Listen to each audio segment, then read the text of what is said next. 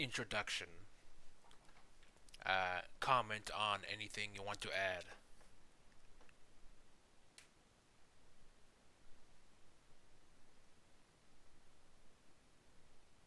Proceeding to begin the video. I updated Engage. comments relaying grief towards completing this video. Sanji is gonna end up goaded some. What? Too loud, maybe. Too loud?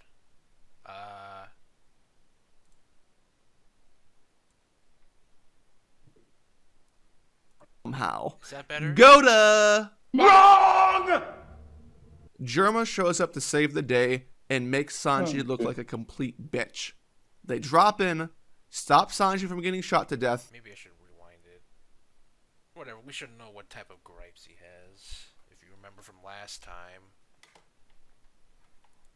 Tell him to get lost, then Sanji starts running away. He gets hit by regular bullets, the worst weapon in the game, only viable on Flashback DLC. Oven shows up and is about to attack him. Ichiji comes and saves the day. Sanji jumps into the air.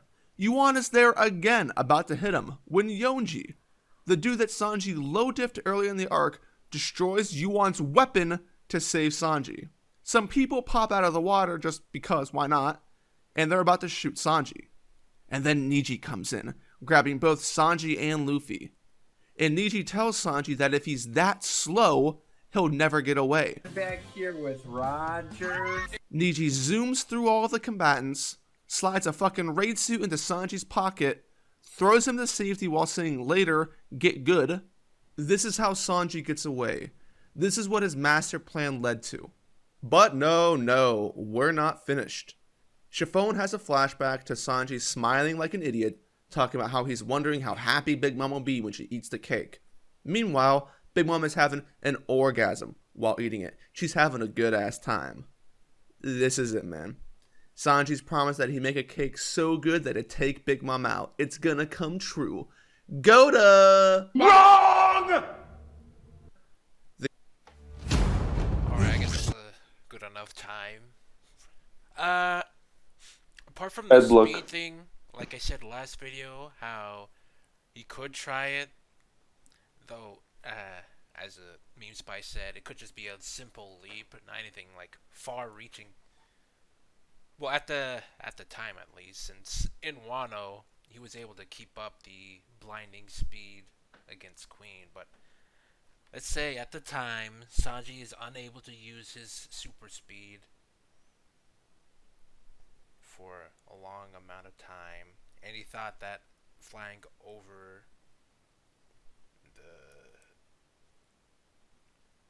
the army would be his best strategy. To be fair, that is his best strategy, and pretty much the best strategy one man can do. So it was a uphill battle for Sanji. Now, I also have to add that Dritz does not understand the power scaling here, because he has so many, what's the word?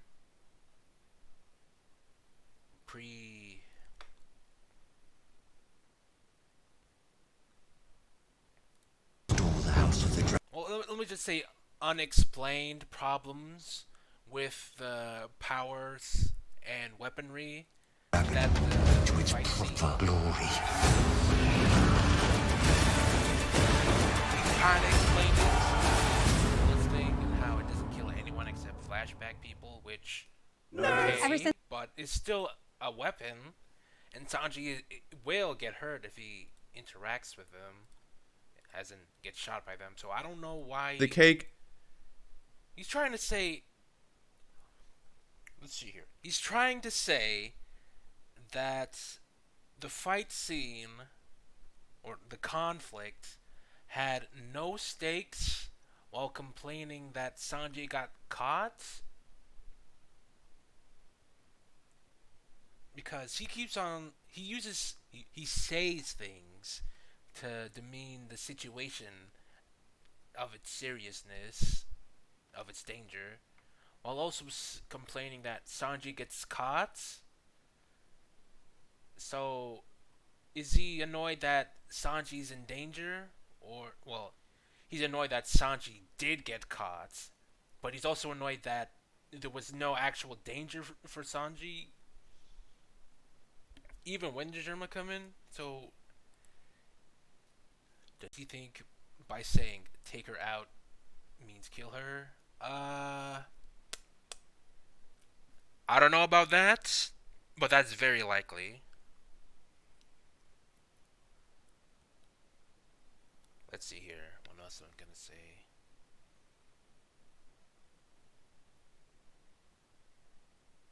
Well, I guess that's about it.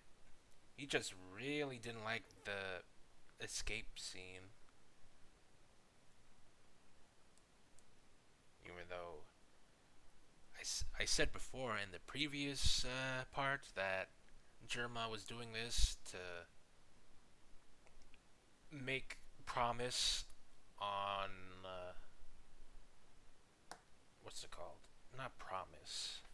Make rights on make right on Sanji saving them. So apart from all that, I see little issue with the moment. Although we didn't bring up Peckham's having like 3 fake out deaths, which well I kind of also have an issue with. But I guess he'll say something about that when the Peckham section of the video and the super speed and him not using it. There will be no Pickham's section. Maybe Sanji can't use the super speed in the air. But then why couldn't he use it on the ground since it's super speed? Whatever. Go to Wrong! the cake doesn't knock Big Mom out and restores her to full HP. Then she sets sail on her homie to go wreak havoc on the people who stayed behind to protect the Straw Hats. What? Hold on. Maybe I'm being preemptive. My bad, OG. My bad. You know Goda. We just gotta wait till the end for when You stop. People like the story. People may excuse the writing issues that you think are there, but come on. Can't people have their opinions? Stop lambasting people for their opinions or their belief in quality. He's very arrogant in this part, especially. Jeez.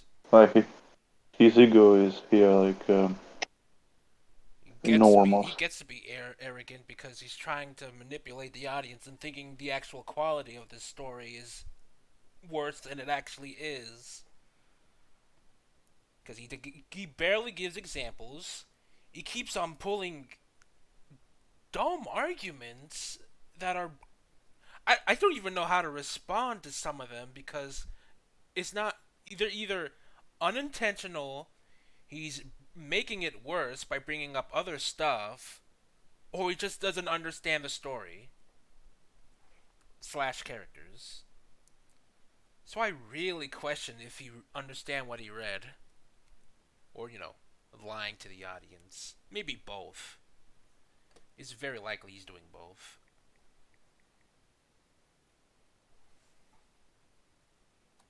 being preemptive. My bad, OG. My bad. You know Goda. We just gotta wait till the end for when he completely turns things around, even though he's never done that before. What else happened? Haven't you even read the story? Alabasta? Freaking Skypiea?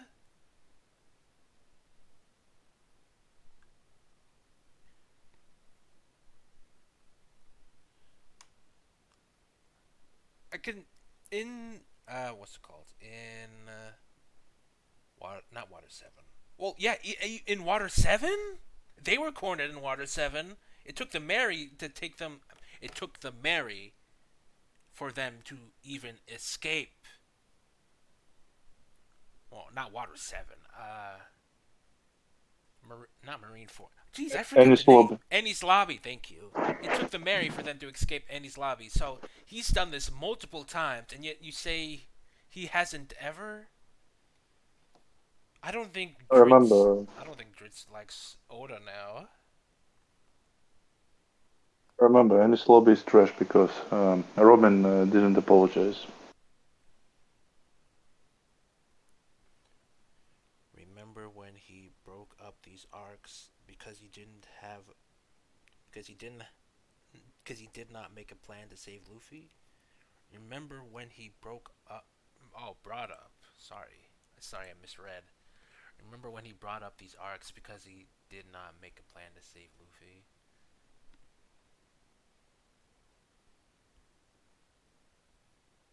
Uh Brought up which arcs? Oh, you mean when Sanji confronts Luffy after the enraged army fight? Or he brings up Usopp and how it should have been similar to Usopp. Oh, remember when he brought it before Luffy came out of the mirror? Oh yeah, now I remember what you're talking about. Giving the Alabasta reference and his ingenious, not Did he say ingenious? Well, whatever. He was big upping Sanji for his intelligence and battle tactics. So yeah, he did bring up examples of characters getting out of tough situations.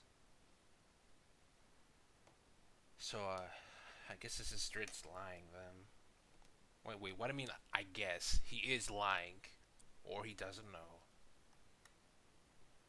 Being preemptive. My bad, OG. My bad. You know Goda. We just gotta wait till the end for when he completely turns things around, even though he's never done that before. What else happens with Sanji? Sanji learns that Pedro is dead. Cool. And then the arc ends with Sanji putting down a plate of food in parallel to Zeff saying that he'll feed anyone. Meanwhile, Big Mom is in the background about to throw down with Germa and Jinbei. What the fuck? Right. This has to be some kind of a joke. What's Guys, the what the... problem? Alright, okay. Let's go over some things. When it comes to the Vinsmokes, the entire point of them being in this arc, the ultimate goal is to have them here so that Sanji can save them, prove that being kind and flawed isn't a bad thing, and ultimately be the hero in a way, right? Not again. I think this is something... Okay, Dritz. He really doesn't know how to read a story. Because apparently it having to be one thing doesn't mean it can't be other things. Dritz, are you for wow? Why does this man even why does he even like One Piece? Because this has been a common thing in One Piece since forever. Like in Alabasta and like in freaking Drum. When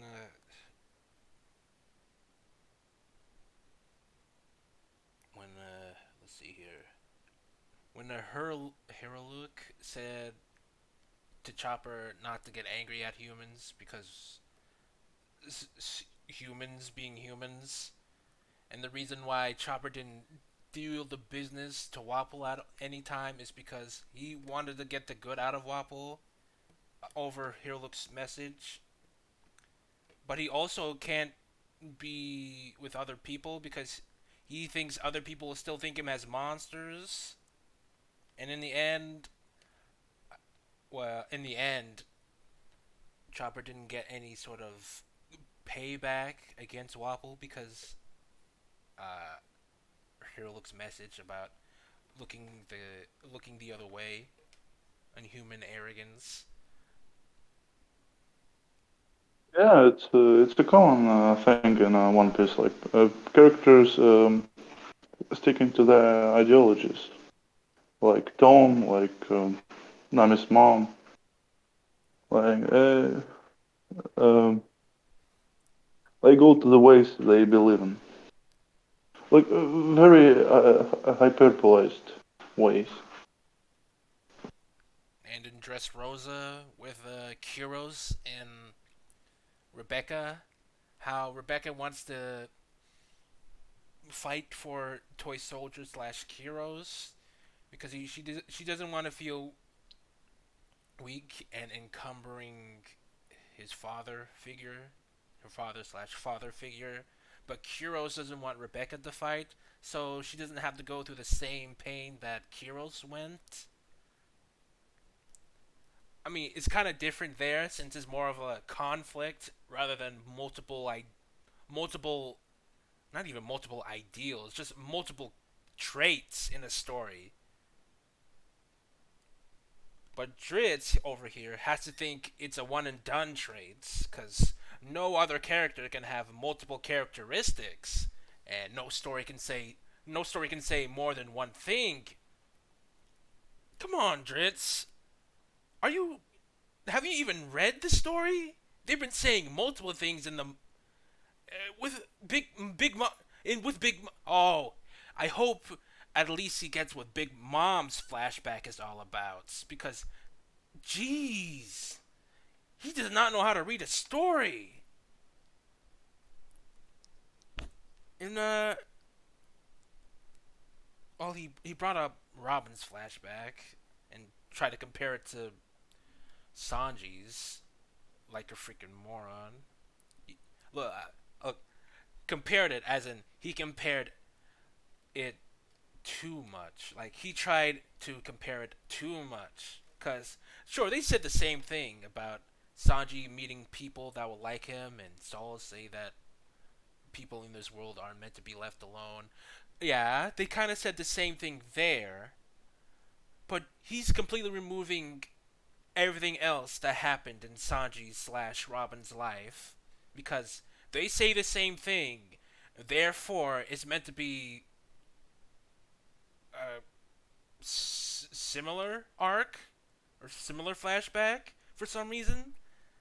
He keeps comparing each arc so haphazardly. It's either skin deep, he's looking too much into it, or he just doesn't understand that there's more than one reason why people do stuff.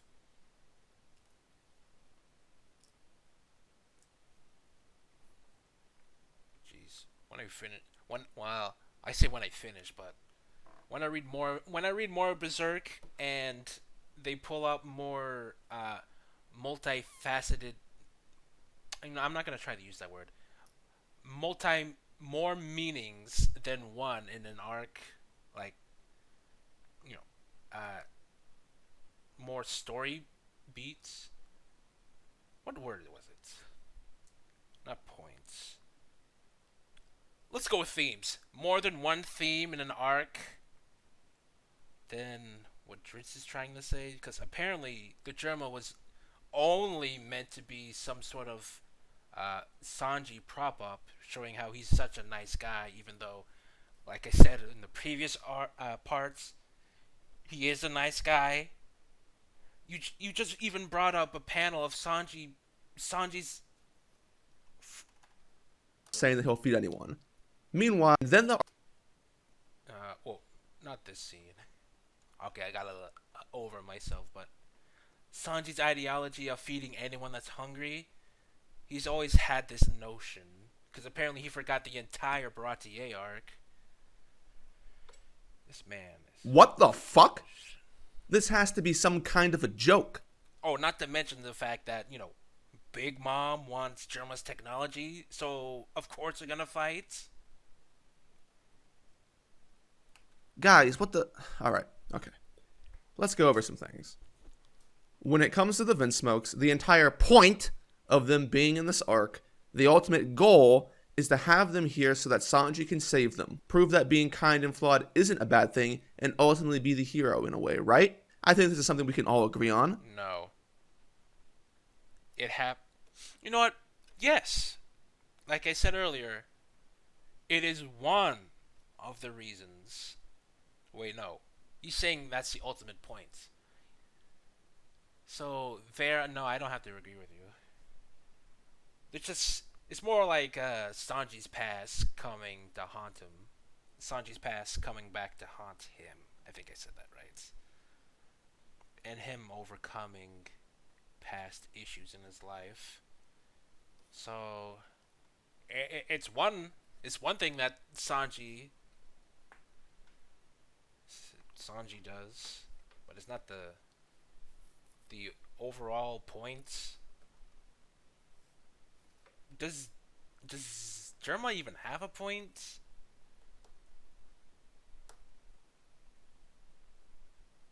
I mean, if you boil it down, what it was just kind of, if you boil it down, the reason why Germa is even introduced in this arc is for Sanji to reconcile for his past. No, not reconcile. Confront his past. Like, let's say if there's just one major point that Germa stands for, I would say it's more like uh, Sanji trying to. I've been repeating myself. I realize now. Well, Sanji's past coming to bite him in the butt, and him dealing with it. Uh, sure. If that's the point of the story, then that's the point of the story. I don't see why other things can come from that. But from here, I'm guessing that just because something else happens with Germa doesn't mean.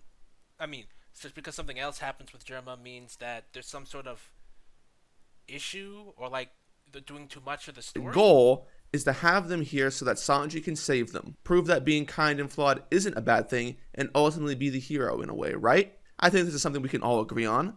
Sanji involved the Straw Hats because he wanted to save his family, because that's supposedly in his nature, right? Okay, if that's the case, then why doesn't that happen? Why didn't the cake do anything? What was the point of it? Think about it. Oda spent 20 plus chapters hyping. Jeez, that's a reference. A few years late to the party, Dritz. The cake did knock out Big Mom for a moment. At the very least, to distract her for the duration she was eating the food. Ultimately, it did help, just not a lot. So, uh, did he want the cake to put Big Mom out of commission for the rest of the arc? I mean, that's fair, but saying it did nothing is incorrect because for the duration she was eating it and her being passed out over a cake orgasm, I guess, it still did stuff.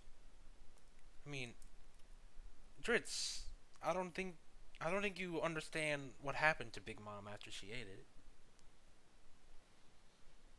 Hyping this shit up. Oda placed the importance of this cake in line with Luffy fighting Katakuri. Oda had Sanji say, in parallel with Luffy, that because their friends believe in them, they'll succeed. Luffy ends up beating Katakuri. And Sanji? Sanji fails. The cake doesn't do shit. And no, I don't want to hear any limp dick excuse like, well, the Totland citizens. No, fuck them. Sanji's goal, his. Oh, so Sanji, what? All right, you said before that they wouldn't care about the citizens, but isn't that kind of counterintuitive? Because Sanji being the nicest guy, saving Totland citizens from Big Mom's rampage, so he can't just care about. Well, it's kind of contradictory here because he said that the Straw Hats wouldn't care about the citizens of Totland, yet Sanji, being such a nice guy, would. I mean, we saw him do it, so he of course cares somewhat about. Mm, No, not really. But nevertheless, it did help out the citizens of Totland in the end. So I don't know why you had to bring that up. Well, the Totland citizens, no, fuck them. Sanji's goal, his entire bravado, was about knocking Big Mom out, right? So many panels. That didn't happen. The cake failed. But wait, there's more. Sanji leaves his family to die at the hands of Big Mom, the same person he helped with his stupid fucking cake. So we can't even fall back on the, well, technically it did lead Big Mom away. To what? To where? To what end? I mean, it's not like Big Mom fought Germa. They're still able to get away. Not to mention they were covering the Straw Hat's ass, so I don't... There's another motive here you're missing here, Dritz. And Germa said themselves that they will handle them themselves alone. So I don't know what you're trying to say here, Dritz. Did you read the story? Ah, no. Oh, what exactly did you not understood? I said that Germa said that they will handle it alone. No, I don't think they said it exactly, but it was. I'm certain they said they were going to cover the Straw Hats. I'm certain about that. No, that's what I meant. Yeah, but I'm certain Judge or someone said that they were gonna cover the Straw Hats leaving Totland. Yeah, exactly.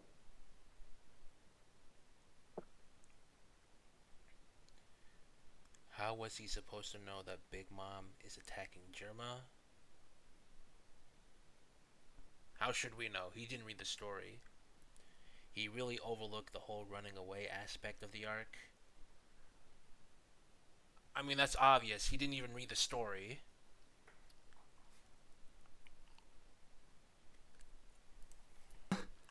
What happened to the whole Zeph wouldn't want you to abandon them thing, huh? How do you leave without confirming their safety? If people have They were safe. They just said that they were gonna save them or cover them from leaving. Cover them so they can leave Totland. But he just didn't read the story. She tried to defend this by saying, yeah, well, Sanji helped them at the tea party and that's good enough. Sanji doesn't owe them anything after that. They chose to stay back. Because they literally did choose to stay back. Freaking. It's a special type of dumbassery where he brought up fictional arguments, even though that's literally what they said in the story. That's Wow. where that's very annoying. Strawman voice. It's very disingenuous. Wow, dude, you're stupid, so I do a stupid voice. Child. Yeah, I pretty much. I don't really have an issue with it, but I mean, doing it over and over, it's kind of degrading in both intent and seriousness. But I don't like yeah, it I can see. because it's simply Strawman. It's usually like they take they oversimplified uh, arguments or like pick like selected ones, and people who use it they put a guy's argument like how to say it? They're trying to select an argument and trying verbally to make it sound unreasonable or stupid. Disrespectful. It's clearly seen like intentions are not to try to understand arguments, but like mock them. Yeah, I know what you mean. Yeah. Yeah, true. That is what he's trying to do there. God, what else could he say? What else could he say? Considering he literally brought up a point that the Germa actually said, and trying to refute that? I mean, it's not the first time this happens, but what is he going to say? Good enough. Sanji doesn't owe them anything after that. They chose to stay back. Sanji never owed them shit to begin with. That's the entire point, dude. It's Sanji's choice to save them despite not having a good reason to. You just refuted your entire point. He owed Reiju. Yeah. I mean, he just said there. Whatever. Dude, it's Sanji's choice to save them despite not having a good reason to. That's where the kindness thing's supposed to come in. And if it's Sanji's choice, then he needed to see it through. The Vince Smoke staying behind of their own will doesn't trump what the point of Sanji's actions are supposed to be. Do you think in an alternate timeline, if the Vince Smokes all got slaughtered here and Sanji found out, he'd say, yeah, well, that's on them, bruh. Not my problem. Of course not. Stop inhaling copium. How is this? It is because they themselves put themselves in that danger, as well as them also helping the Straw Hats. He clearly doesn't understand what a repaid debt means. You're inhaling copium. Sanji may be a nice guy, but he isn't just gonna go out of his way to save people that actively put themselves in danger like this. Necessary danger. They put themselves in necessary danger.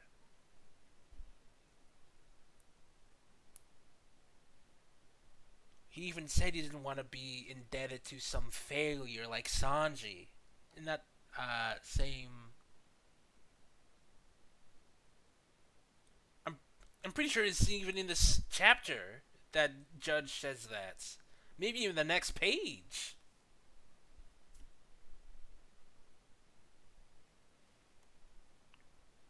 And what could Sanji do to save them again? Yeah, what could Sanji do to save them? Even if, what would Sanji do to convince them or try to save them? What could he do? What could he realistically do? Because unless Luffy says to help defeat more of the Big Mom pirates to save more of the Germa, he's pretty much on his own. Of course, if, Luffy said not to follow the Germa. So this is effectively a lose-lose situation here for any other arguments that's, can be made.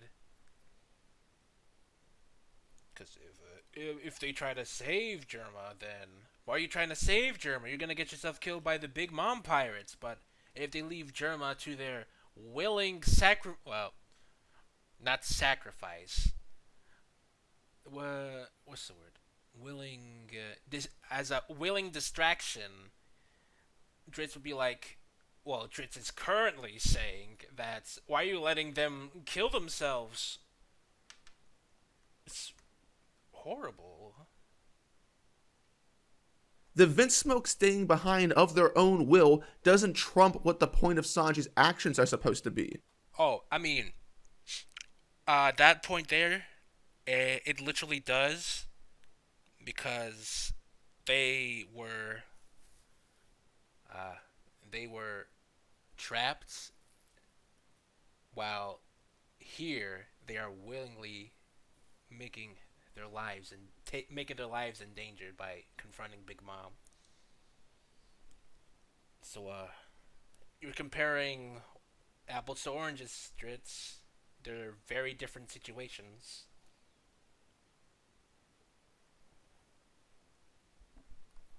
Do you think in an alternate timeline, if the Vince Milks all got slaughtered here and Sanji found out, he'd say, "Yeah, well, that's on them, bruh. Not my problem." Of course not. Stop inhaling copium. How is this arc supposed to be good for Sanji when ultimately it's Sanji's fault? So you expect Germa to listen to a failure? Yep.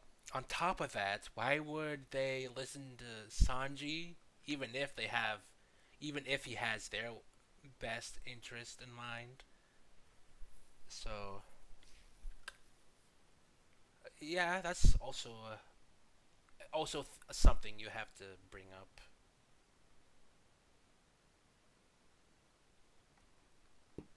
How is this arc supposed to be good for Sanji when ultimately it's Sanji's fault that everything goes wrong? It's not a What do you mean good for Sanji? He was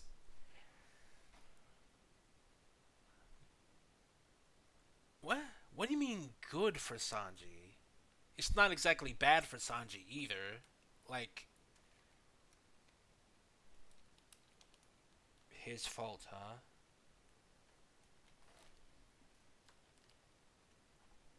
Let's see here.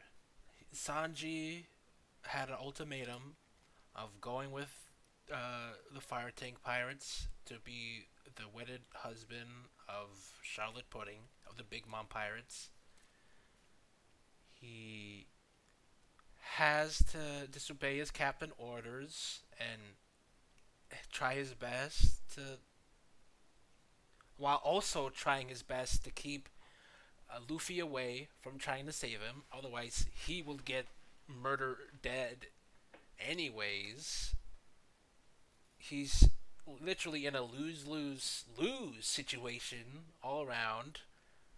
He was trying to find some sort of comfort in his life with Pudding. We know how that ended up. The assassination attempt on Big Mom's life was pretty much the only way he could actually get out of this situation alive. He saved Germa. They're indebted to him. They tried to pay on this debt. Sanji attempts to neutralize Big Mom. It sort of worked.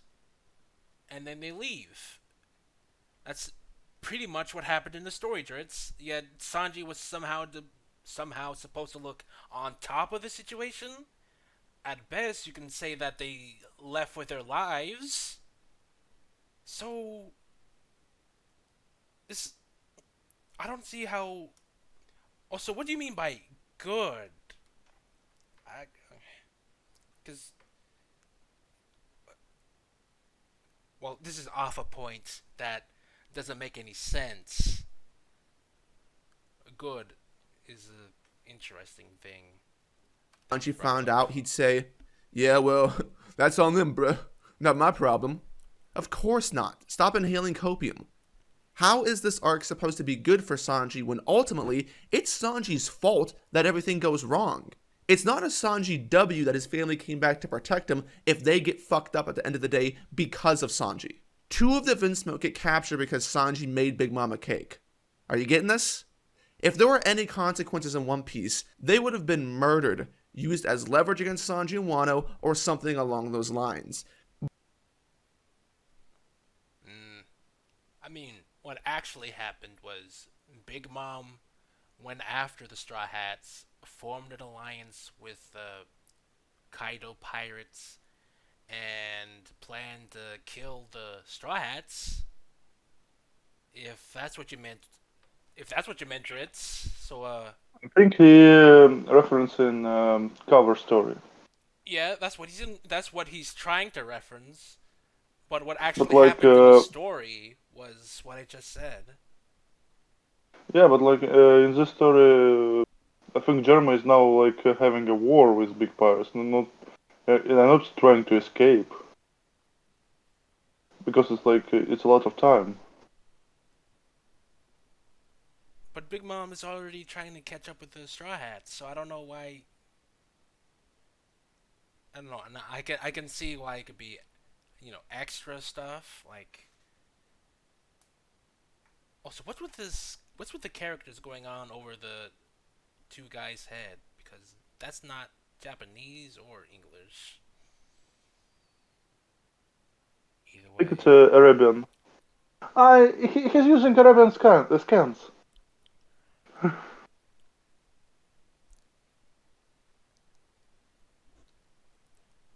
don't know. Yeah, it's Arabian. Either way, Big Mom would go after Germa. True, but she wanted to go after Straw Hats.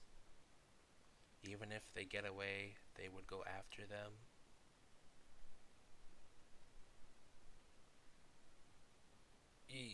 I yeah, they would.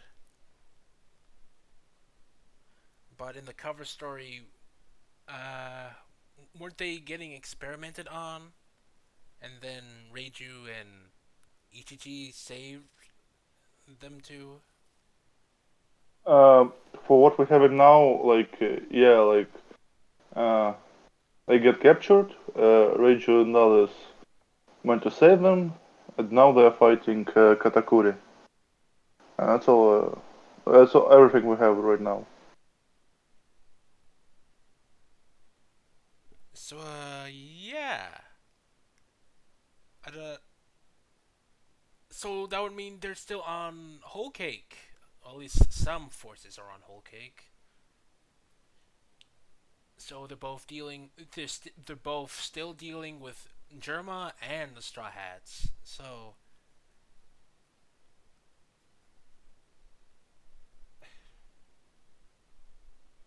it's not like Big Mom forgot about. It's not like Big Mom would forget about Germa. It's just that she's preoccupied on getting the Straw Hats. I guess she could do more than one stuff at a time, but considering Dritz is complaining that the Germa got in trouble, even though that their story arc was done, their supposed main point, the supposed main point of the Germa was for them to get rescued by Sanji. I don't know what to say. Because right now he's saying that Big Mom should be doing this as well as getting the Straw Hats, but complaining that the Germa are getting in trouble after Sanji saved them.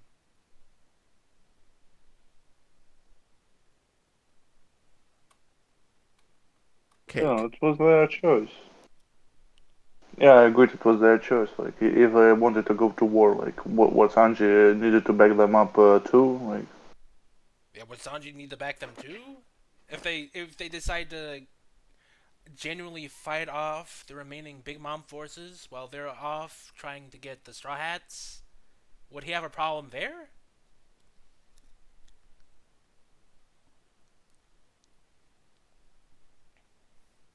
Are you getting this? If there were any consequences in One Piece, they would have been murdered, used as leverage against Sanji and Wano, or something along those lines. Bro, Pedro. I realized that they were recently when Dritz was making this. What's most likely happening is Dritz saw the Yanji and Niji captured, and was questioning why they were captured, even even though he hasn't read the rest of the story, where it says that those two were being experimented on. So it's not like they were just captured and then nothing else.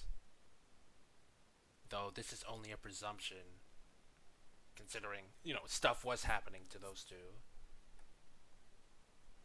Against Sanji and Wano, or something along those lines. Bro, Pedro dies because Sanji chose to go back and save his family. He dies for the Straw Hats because they want what Sanji wants. Sanji even acknowledges this What? mentally at the end of the arc.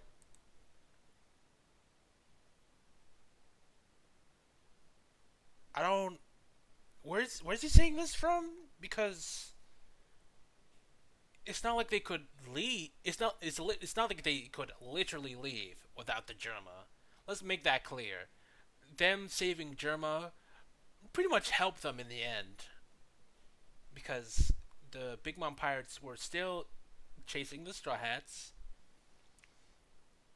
He wanted to get revenge for his fallen comrade as well. Yes, Pedro also had several ulterior motives. It was not only for Sanji. Yes, it wasn't. Okay, I'm not sure if he's saying it was only for Sanji, but Sanji inadvertently caused Pedro's death. Either way, what are you talking about, Dritz? Pedro. There is misleading panels here. Like he says that here Sanji acknowledges that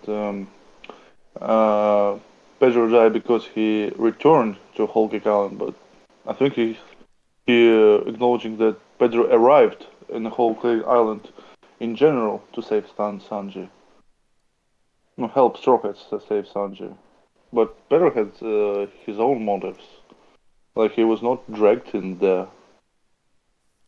He is very stupid. They had to get to the ship to escape, and the candy guy was at the ship. Not the Katakuri. I forget her name. Freaking Branch. I forget her name.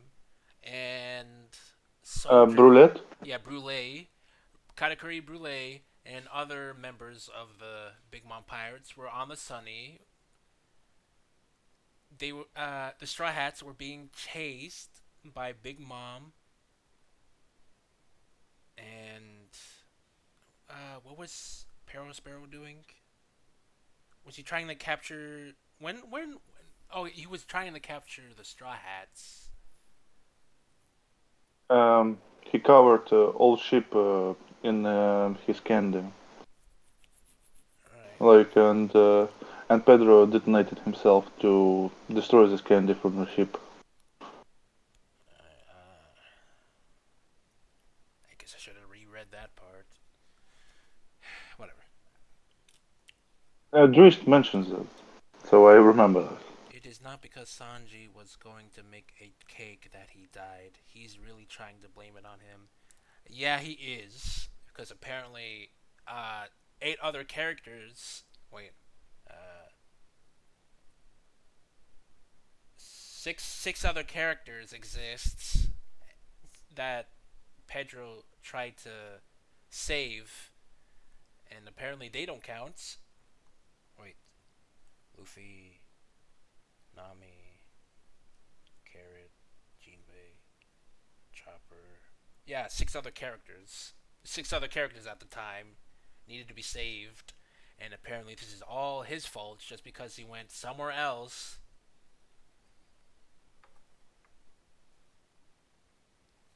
to incapacitate Big Mom. So he's trying to blame this on Sanji because Sanji apparently was unable to do his goal, which he technically did. Even though they're pretty unrelated, considering Dritz is not explaining what Sanji could do in Pedro's place.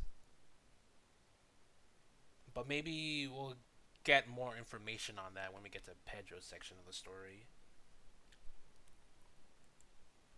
And he didn't save his family. This shit isn't okay just because everything panned out that way. That doesn't make the writing not shit. And it goes beyond what we've talked about here. One of the other themes in Whole Cake is that Sanji is perfect just the way he is. When Jesus Christ. So they can be Also, this low quality video. Judge is confronting And Luffy about block. Sanji at the end of the arc, and he's listening It doesn't work when I have it on incognito tab. Why did it pan down like that? Incognito tab. And whatever reason, I just decided not to do this on the basic browser. Fair. just the way he is. When Judge is confronting Luffy about Sanji at the end of the arc, and he's listing all of Sanji's imperfections like how he has no exoskeleton, how he's not like the Vinsmokes, Luffy says that those are all supposed to be good things about Sanji. But, in the next arc, Oda walks all over this with what he does with the raid suit. As it turns out, no. Sanji isn't perfect just the way he is. He's stinky poo poo, and he needs to be like Germa in order to be helpful. And we're going to take a step back here to. I mean, no one's perfect. No one even said that they were perfect. Luffy didn't say he was perfect, but you see it that way, Dritz. Not Luffy. Yeah, he's imprinting way too much on what Luffy said. He just said that he likes Luffy, and Luffy said what Luffy actually said was that Judge listed off all of Sanji's good qualities. He even mistakes what Judge said as a compliment. Not like he didn't even say he listed off all of Sanji's perfections. No one said perfect. No one said perfections. They were just, why is he an idiot? This is like what I said earlier. He's over analyzing what people say. No, well, it's kind of over analyze and not understanding the story slash characters. It's it's kind of both, but it's more of the latter, I would say, on reconsideration. All of Sanji's imperfections, like how he has no exoskeleton, how he's not like the Vinsmokes. Luffy says that those are all supposed to be good things about Sanji. But, in the next arc, Oda walks all over this with what he does with the raid suit. As it turns out, no. Sanji isn't perfect just the way he is. He's stinky poo poo. Just because it was unable to. Let's see here. Considering he isn't bringing this up, he does know this is inner conflict for is an inner conflict for Sanji here, thinking that he's becoming more and more like the Germa instead of him becoming Germa. Can I add something? It's not like he. Um, It's not like he became this because he. Well, except for the raid suit, it's not like he became or is becoming this because he wants to and needs to be like this to save the crew. It happened by surprise, and he said it happened because he put on the raid suits. So this is inconsequence. Is inconsequence because he used the raid suits. And this is actually supposed to be perceived as a bad thing because Sanji didn't even want this type of stuff. So he literally flipped the script on the story.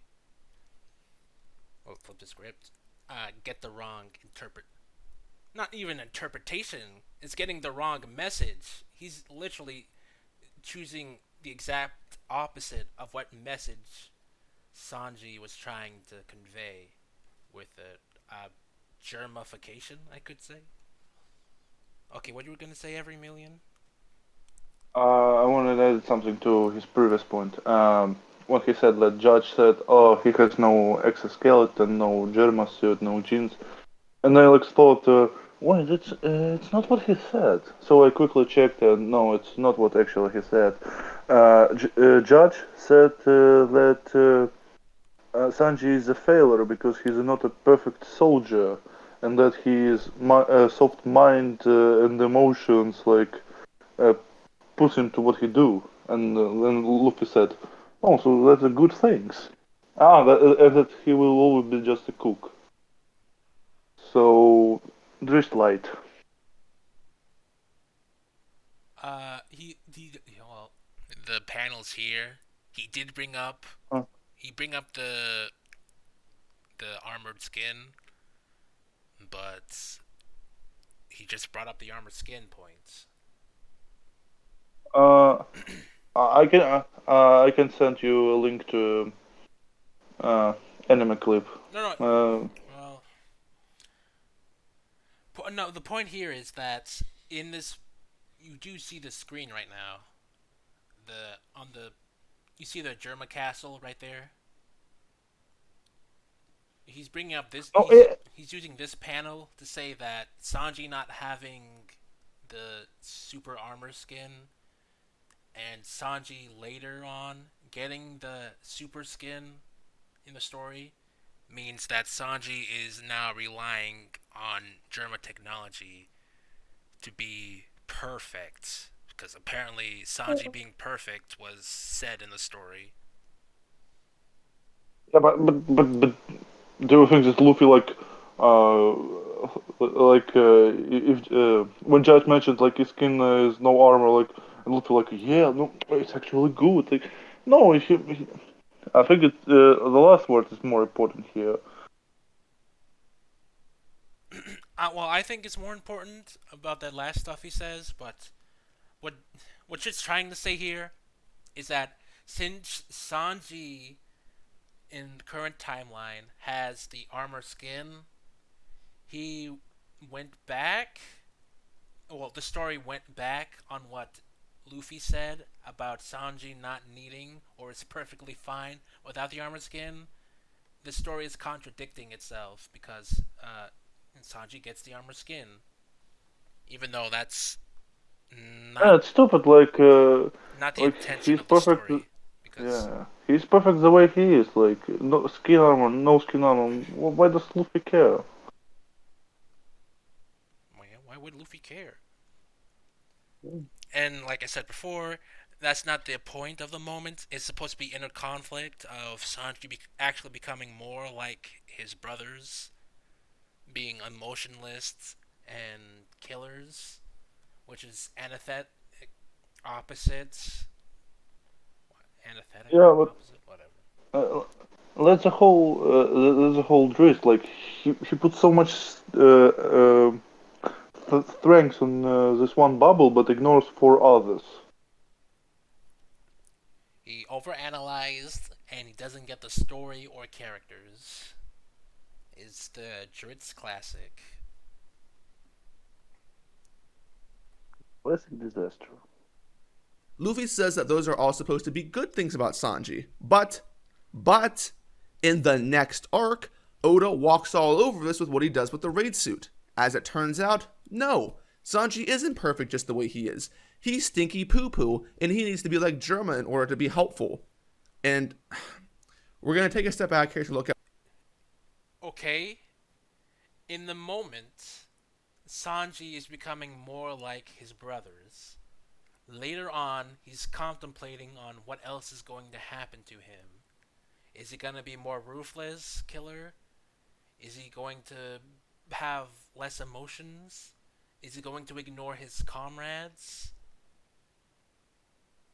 He even said sometime in that arc that would he still have his weaknesses of not hitting women or being an emotionless?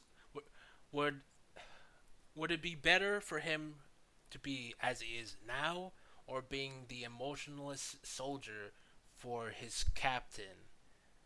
And later on, he chose to be the way he is now. Well, I don't remember if there was a reason, but he chose to be the same old Sanji and decided to destroy the raid suits because, like I said, he thinks that the raid suits was the one making him more like Germa. Yeah, he also said to Zoro like if he becomes ruthless, like he's no Becoming if like he's Germa, he asked him to kill him. so yeah, he completely ignored that entire point of the story of Sanji's character in Wano. So that's a good sign for whenever he does the Wano breakdown. Considering he thinks Odin is a trash character. Freaking dumbass. Odin is a trash character. That's what he That's why. said on a Twitter post. Why? He really hates Um, One Piece. What was the time gap between Dressrosa part and Whole Cake Island? You mean when the videos were released, or Yeah, like how long it was since Dressrosa part came out? I believe it was a month. 2 months. It's now 2 months. I remember it being 1 month, but I guess it was 2 months. Well, that makes sense. I guess in 2 months we will get one arc. Like 12 hours video. Amazing. Can't wait to see it. Can't wait to see how he bastardize the story. Like and 2 hour section of why Odin is a trash character. 2 hours? Um, he may go into like an hour and a half on the whole backstory, but he may be like I don't know, 15 minutes on Odin himself. Mm. Yeah, and a lot of anime clips. Yeah. At what happened in Chocolate Town to relate this to a larger point. People used to say that when Sanji gets absolutely clowned by Germa when they save him in Chocolate Town, this was a W because his kindness is what made them act. 1. No. Who says that? And of course, no, that's not what That's happened in the nobody. story. That's literally not what happened in the story. Making Sanji look incompetent in front of his family isn't a good thing if it's not based in reality. Having Sanji get belittled and made to look lesser than them, intentionally nerfing his abilities just to have his family look better when they aren't, isn't a good thing. This goes back to what I was saying before. We know Sanji is stronger than what Oda lets him show. Same with all of the Straw Hats, but Oda refuses to let him be anything else. And because you, the reader, What? What do you mean refuses to be? Sanji got blindsided because he made a mistake, and he's paying for it. It's not like he went all. It's not like he doesn't go all out, because in the Tea Party, he had to go save. He had to. Well, he had to rush to save Germa because we're about to get assassinated. So also, Sanji, though not getting a one-on-one fight in this arc, he has other qualities. He was doing other things instead of, big punch monkeying. So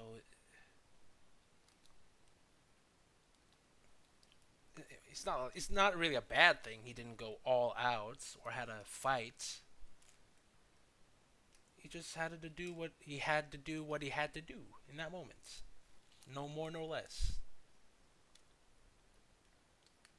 But he did not use his super speed at the wedding. He did use his. No, he didn't use his super speed at the wedding. But I say it's because Daifuku was hindering his super speed ability, which is a presumption. Considering I don't know how Sanji activates his blinding speed mobility thing.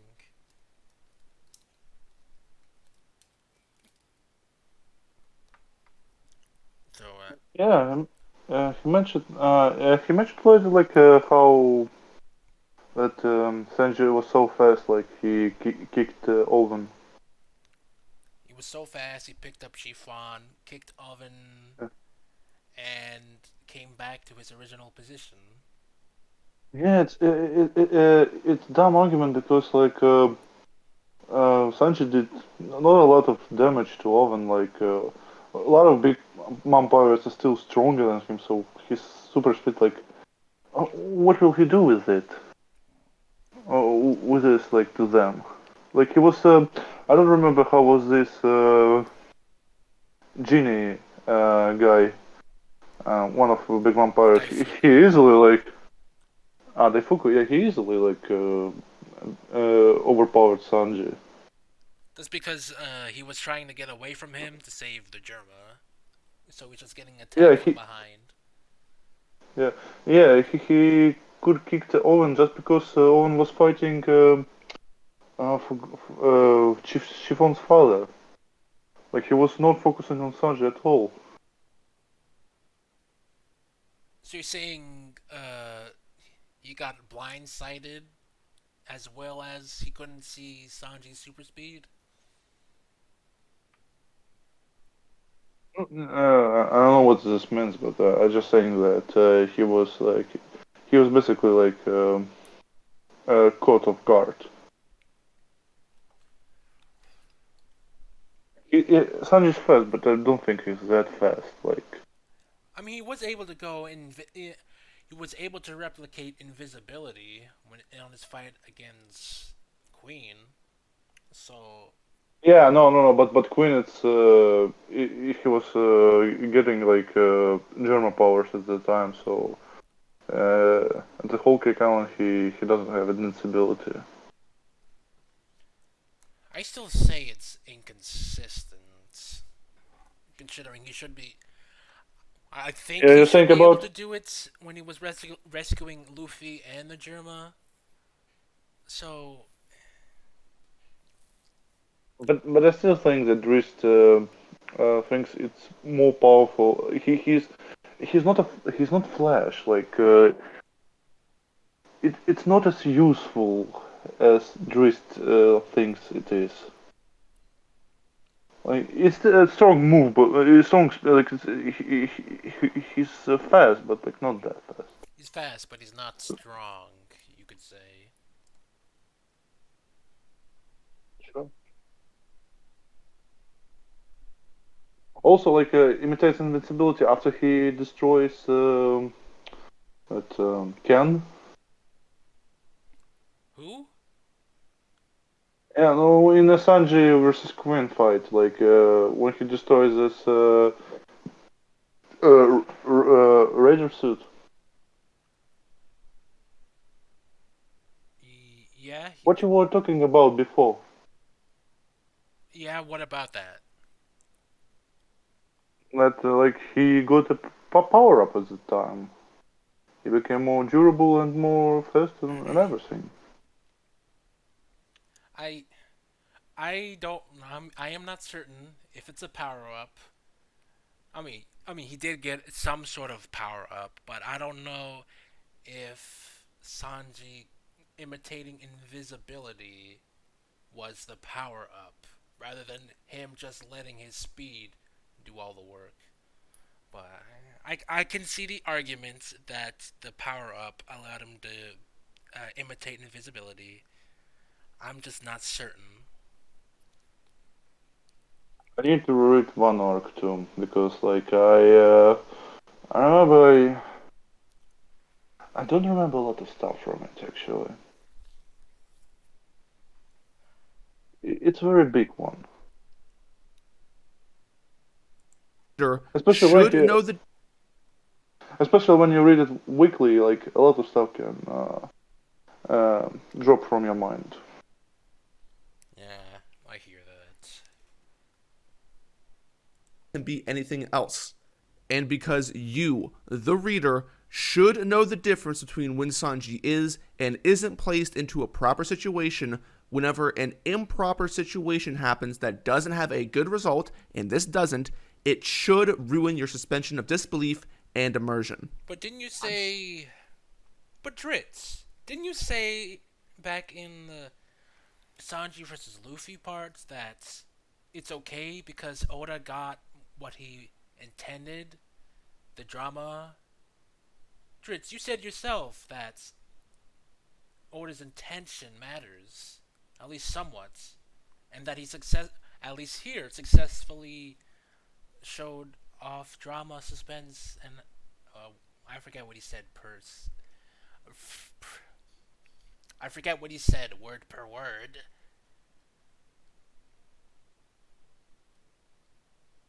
Drama, suspense, and some other third thing. That in that moment he successfully showed off his drama, suspense, and third thing. So why does it matter now that Oda's being unsuccessful in his storytelling, but before it was alright? Come on, Dritz, you're being inconsistent here. Doesn't, it should ruin your suspension of disbelief and immersion. I'm stronger. I'm smarter. I'm better. I am better. Sanji's super speed goes absolutely nowhere, and he's obsolete in the entire scene.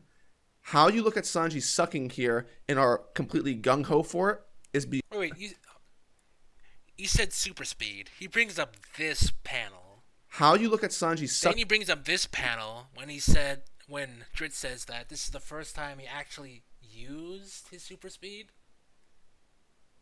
So, did Dritz just contradict himself here again?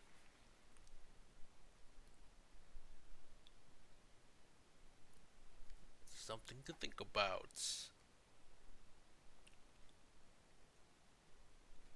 Oh yeah? Oh yeah, he definitely contradicted himself here.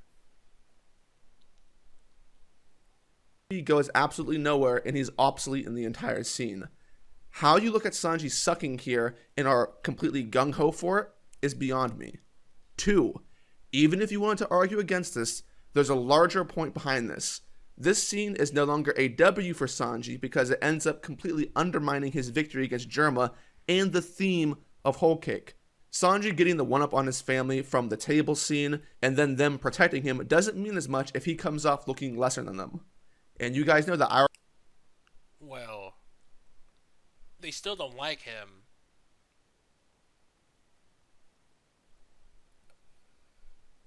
No, that's about it. That's all I'm gonna add. That's all I really have for that comment. And them protecting him doesn't mean as much if he comes off looking lesser than them. And you guys know that I already have issues with those two scenes. And I said this before, but this is Sanji trying to save his captain, considering he had an uphill battle trying to get Luffy with all the Big Mom pirates there. So it was gonna be a struggle, nevertheless. He tried his best to save his captain. He was about to fail. Germa came in to save Sanji, to do good on a debt.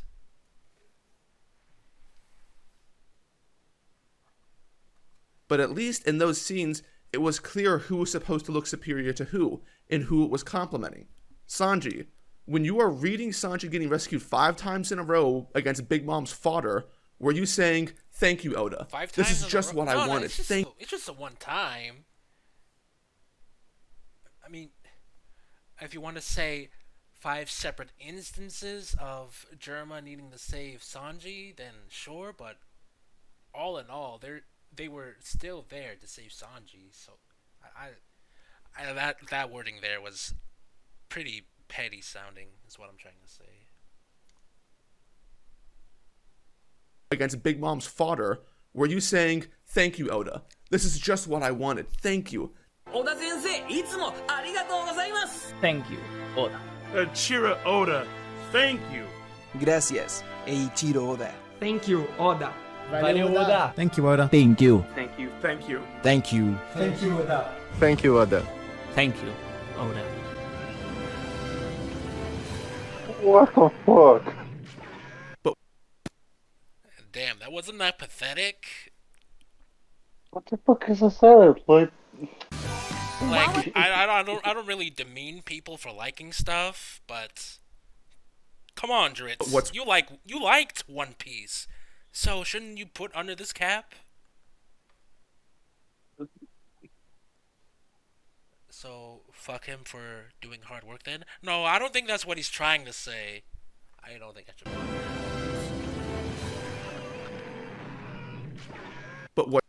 I think what he's trying to say is that these people are idiots and shouldn't praise Oda for his sloppy work. That's what he's trying to say. That is what he's saying. just like all your opinions are shit, except mine. That's pretty much what he's saying. It's one thing to say that it's bad, it's another thing saying that it's bad and saying people who like it have trash tastes.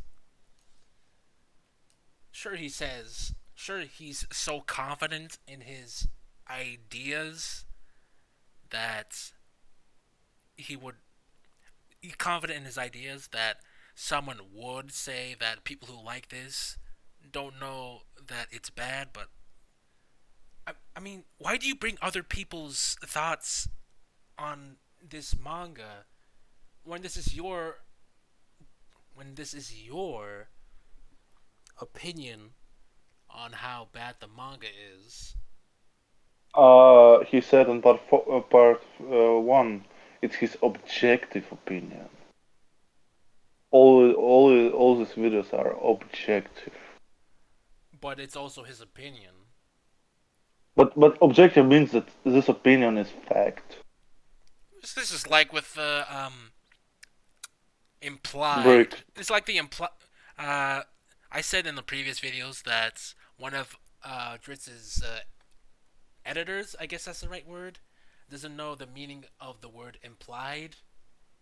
So Uh, yeah, I saw the tweets.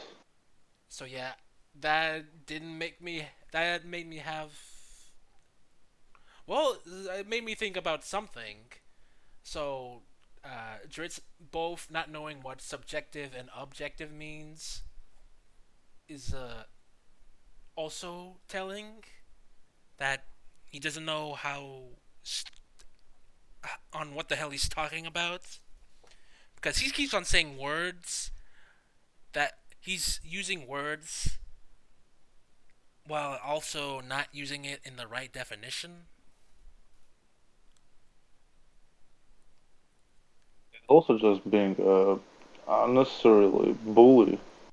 Yeah, he's also being pretty much a bully. But when you're bullying and saying dumb shit, you're literally a clown. Like, what I don't like. I don't like Dragon Ball Super. Like, I don't say like people are dumb because liking it. I'm not trying to diss people who enjoy stuff.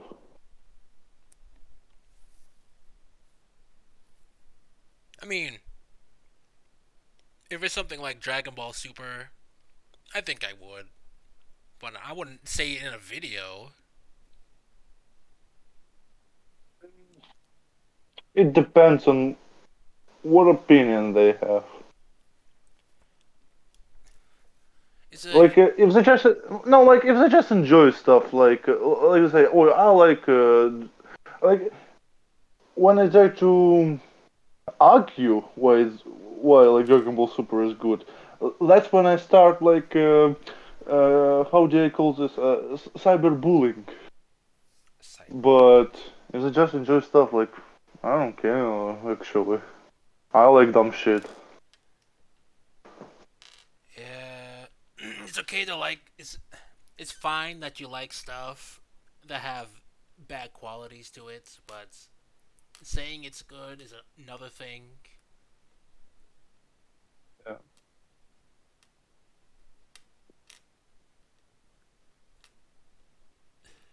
But at the very least, he shouldn't have done that because that makes him look very rude. Well, but he's an emperor.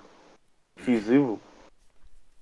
But I guess he's okay if it comes off as rude, because he's trying to make his point that these people don't know what they're reading. It's a interesting thing because he's openly saying that these people are dumb. He's openly saying that these people are dumb and that Oda did bad work, while also showing that Oda did do bad work. But in these videos, he's doing this horribly because not only has Dritz done a terrible job at showing the quality of the story and characters, he's continuously lying, bringing up information that contradicts his own, and uh, straw manning. Yeah, and straw manning. So yeah, that scene just kind of makes him even worse than he already is now. We really didn't go. We really didn't do much time in this video, huh? It's all been well, not exposition per se, but just speaking. Oh well. What's worse is that Wano makes it so that the Vinsmokes win the ideological war against Sanji. They win. Sanji is forced to use the raid suit because he's not strong enough. Sanji doesn't get his own power-ups through hard work. Sanji's imperfections aren't what makes him better than the Vinsmokes. The Vinsmokes end up forcibly altering and awakening his DNA, which he wasn't even supposed to have because Oda and the doctor said he wasn't altered. Niji making fun of Sanji here in Chocolate Town and slipping him the raid suit ultimately leads to Sanji losing his identity against Queen and Wano. It's not Sanji's choice. It's forced upon him. No, that's wrong. It was by, well, Yeah. it was not by accident, but it happened because he thinks the raid suit made him more like the Germa, and apparently he refuses to bring this up, but he says, should I continue this path being a soldier for being a killing machine for his captain, or continue being the way that he is? You know what? Like, being a better fighter, or Drift. being a better fighter like Germa, or being the Sanji. Yeah. Can I say? What? No. I want to say like that. Drift is watching that if Sanji is not stronger than Germa, so like the theme is failed. But he's not looking like at others that Sanji is better than Germa's because of his connection, because of what person he is. That's what actually like saved him from Big Mom's pirates. But but he's thinking only about strong fight. He's not fighting. He's worse. The theme is ruined. Also, no one said that Sanji was perfect. He just said that for some reason. Luffy just said that he liked Sanji the way he was. He liked the imperfections that Judge said that Sanji had. That's all that he said. Yeah, he's looking at this at very surface level. Oh, I just realized now, even if Sanji was perfect, wouldn't that be an issue? Because wouldn't that bring up issues in storytelling, like versus Queen? If Sanji was just able to defeat Queen with a relative ease, wouldn't that cause some power scaling issue that apparently Dritz cares so much about? Mm. You think that nobody from Germa could defeat Queen? Not likely. Well, yeah. If Sanji was a perfect soldier, he would die with all other Germa's members. Not to mention Luffy. Well, if Sanji was like Germa when he met Sanji and the Baratier, he wouldn't have asked Sanji to join his crew, for starters. So if it was always like Germa but decided to leave, he wouldn't be a part of the Straw Hats. What a shitty video. And it's not a good thing. It goes against this arc and what it's trying to tell you about Sanji. That entire speech that Luffy gave to Judge becomes invalidated. Look at this. That wasn't a speech. That was 2 sentences. He just said that he liked Sanji's imperfections. He went like, oh, that's weird. The Judge just lists off all of his good qualities. And that was it. But when Luffy gave speeches, Luffy never gives speeches per se. The closest thing was something like in I really bring up Alabasta a good bit in this series. Against Vivi. with Vivi. Yeah, I thought about that too. Also in Fishman Island, when like I don't want to be a hero. Look, heroes have to share their meats. I'm not a hero. I want to have all the meats.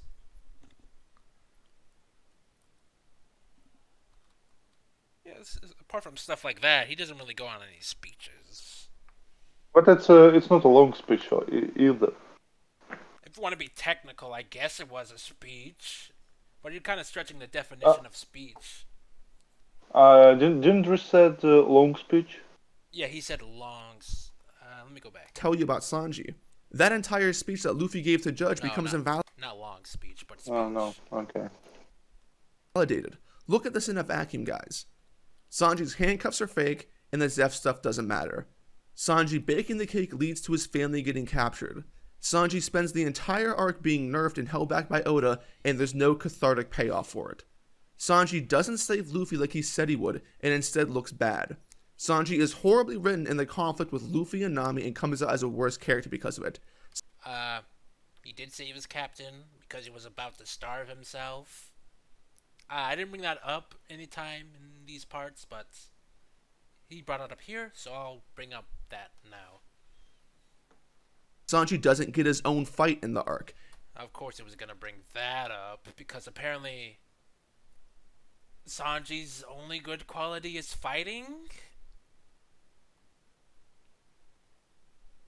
It's not like this is a battle manga, and it's not like Sanji doesn't do anything in the story.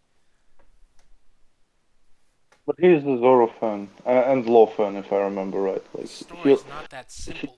This he's trying to make out the story as simple as he thinks he's it, but he's trying to make the story as simple sometimes, but more complex than it actually is, while also not understanding the story and misusing themes and points. So, Dragon Ball fan mindsets, kinda. Yeah. I really want to know what Drish likes, except for Berserk. I saw him post something about Spy X Family. I guess he likes Spy X Family. And what's Spike's Spikes? Spy Spy X. X. Spy X Family. Spy X Family. Also, he was Naruto fan before One Piece. I don't like he hates it nowadays, so like he still likes it. And... He also likes his other manga. I don't remember the name of. It seems to be like a slice of life.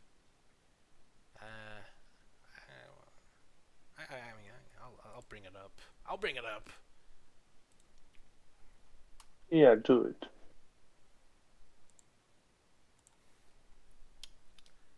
And he likes basketball, if you haven't noticed. So that's about it.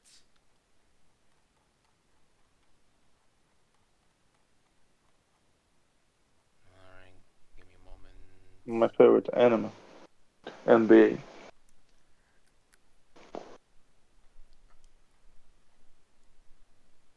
Jesus.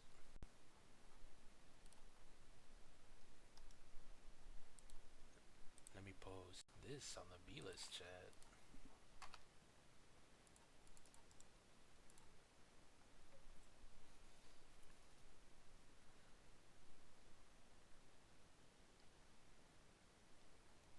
What the fuck is that? Comedy. What is supposed to? It's Hunter. It's Hunter x Hunter reference, I guess. Oh, is it? Yeah, like when. Did you watch it? Nope. Oh, so it will be a spoiler. I didn't really see him post anything about the manga anytime recently. So I wonder if he dropped off. Here's Hunter x Hunter. So I'm guessing he likes Queen's Gambit and Spy X Family. Why did I say Hunter x Hunter? Well, it's Hunter x Hunter apparently, so I should say Hunter x Hunter. It's not Spy X Family. It's just Spy Family. Also. Oh yeah, he mentioned One Punch Man. I saw a tweet.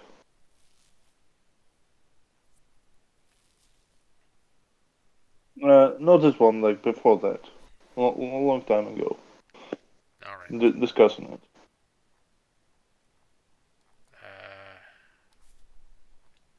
Jeez, man, I thought I would like this. No, that's not it. Well, I guess that might be something, considering. Well, I shouldn't really play the audio since they're playing a song from. Jesus, what is it called again? Hall and Oates? I think it was from Hall and Oates.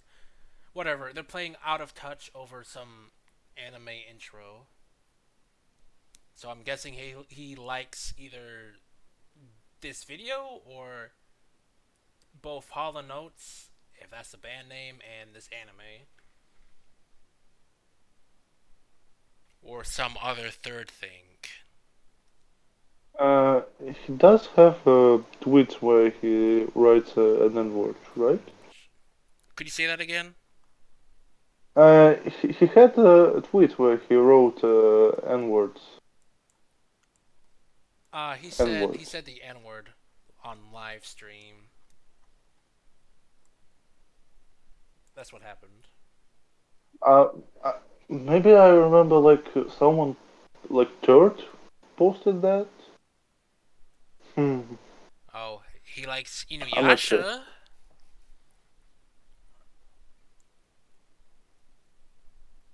I guess he likes Inuyasha. How do I? Well, whatever. I guess he still likes Naruto. He likes The Last Avatar. He of course likes Dark Souls, Dark Souls franchise. Bugger all. Stupid freaking Twitter. Let me dox this man already.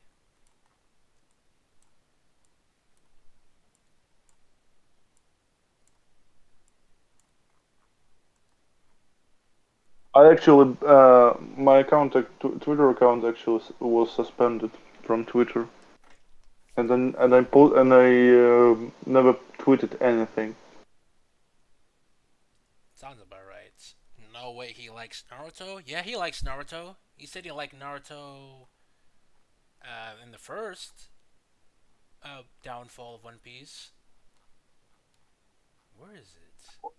He said that he liked it before One Piece. I don't know, like if he still likes it, but I saw a tweet like where he called Gara versus Rock Lee fight trash. Where he said that Gara won just because of plot armor.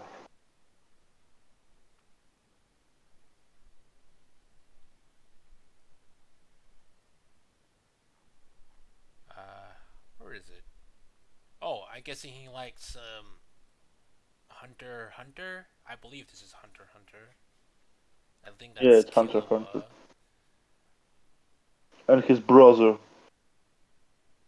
Oh damn, that's a hot take. I believe it's a hot take.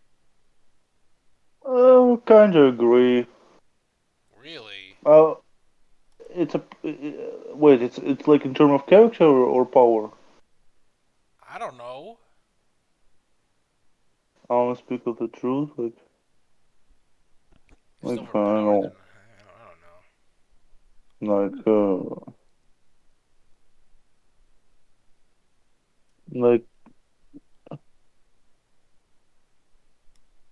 Oh, not gonna lie, that Shinobi are tools, but Shinobi are nothing but tools. Speech had me shocked and thinking, what about that is so mind-blowing?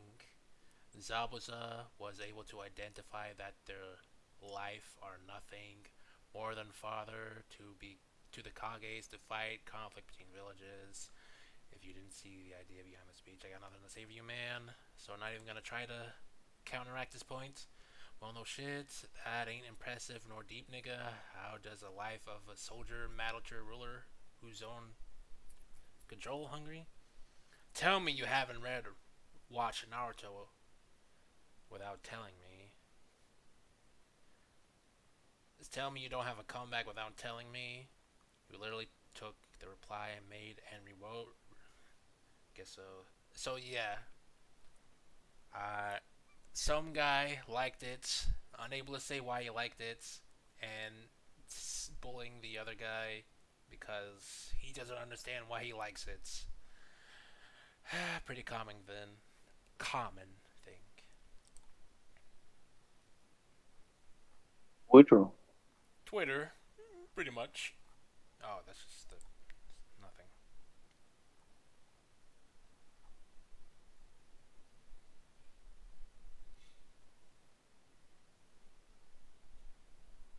Who's this guy? What does this mean? Uh, uh,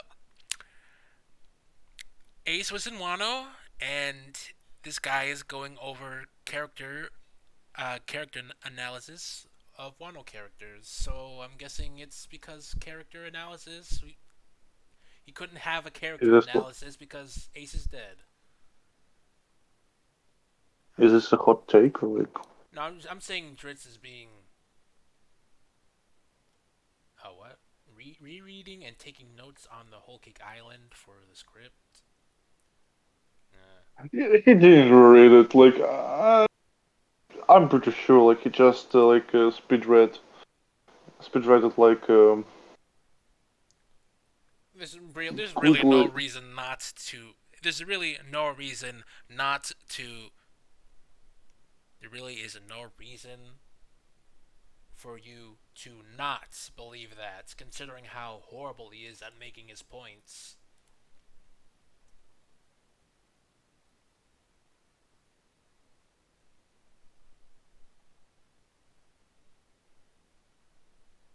I can't relate to this, but surely it isn't that bad. It shows a gif of a man stumbling down some stairs. He doesn't understand how to meme. He doesn't even want to comment on what he feels about Whole Cake Islands. He just shows a gif like, "Hey, gif, that'll be enough of a response." Well, here's something. But I guess it's better. But I guess it's better than how you use GIFs. I actually like Whole Cake Island, but one of the many confusing parts to me was what happened to the entire Zeph situation. Didn't Sanji forget completely about Zeph after putting erased her? What? Oh, you mean the Zeph assassination thing? Well, no, that he just took away the memory of them kissing. What? Why would he now assume Zeph would not be targeted by Big Mom? Maybe I'm missing something. The story justifies this.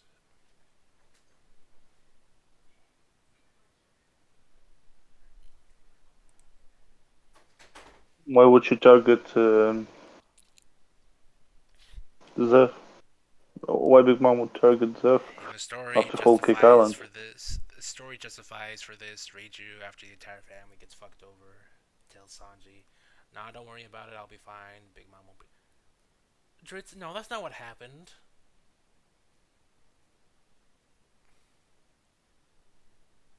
Oh, this. Good lord. Please tell me this was influenced. Oh no! Wait! No. I feel like Whole Cake Island, Dressrosa, and Wano already getting criticized a lot. Oh, I would oh find a no! lot. I would find a lot into the weaknesses of older arcs that are generally held in high regards, probably due to nostalgia. Oh, okay then. Much more It's the interesting. worst video to reference. For example, Water 7 and Enies Lobby are often considered to be perfect arcs, while they do, in my opinion,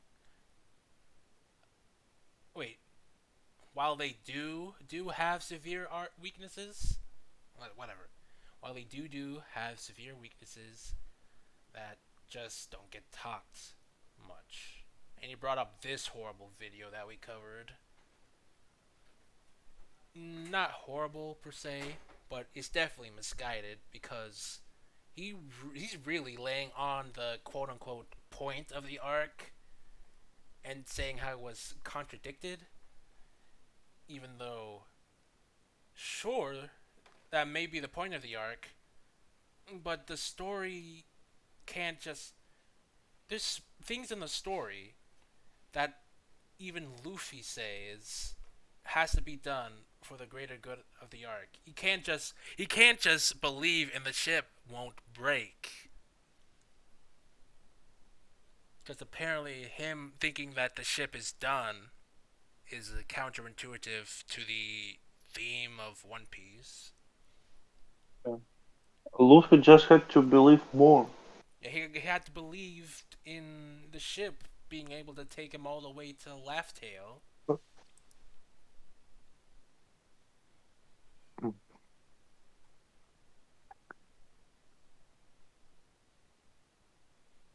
On a side note, as bad as Whole Cake is, it looks like a masterclass in writing compared to what's going on in Wano. Well, I guess he hates Wano the most, considering he thinks Whole Cake Island is the worst arc in One Piece.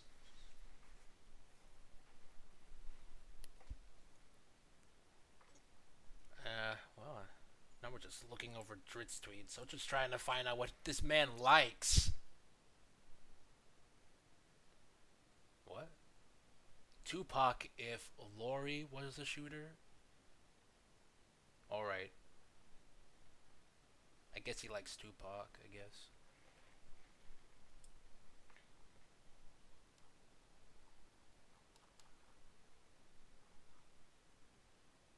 Yeah, I'm done looking this up. And Sanji's quote-unquote power-up in the arc is a gift forced upon him by Niji after telling him that he sucks.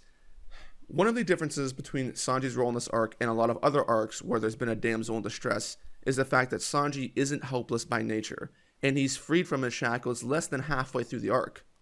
In Arlong Park... Completely wrong. What damsel of distress? Because, well, first off, he used damsel in distress wrong. It's more like a sir in distress, if you want to use a more accurate term, but whatever. But damsel is not a feminine term. Really? Yeah, no, damsel is just dumbass, if I remember right.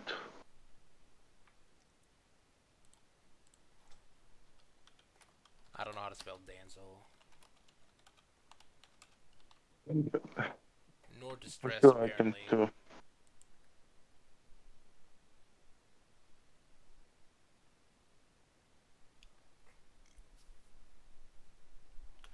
Damsel in distress is a recurring narrative device in which one or more men must rescue a woman who is either, a woman who has either been kidnapped or placed in peril. So, Just Google damsel without in distress. right.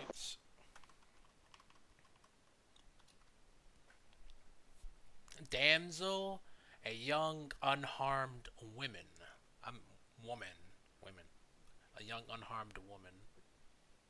Oh, okay. I was wrong.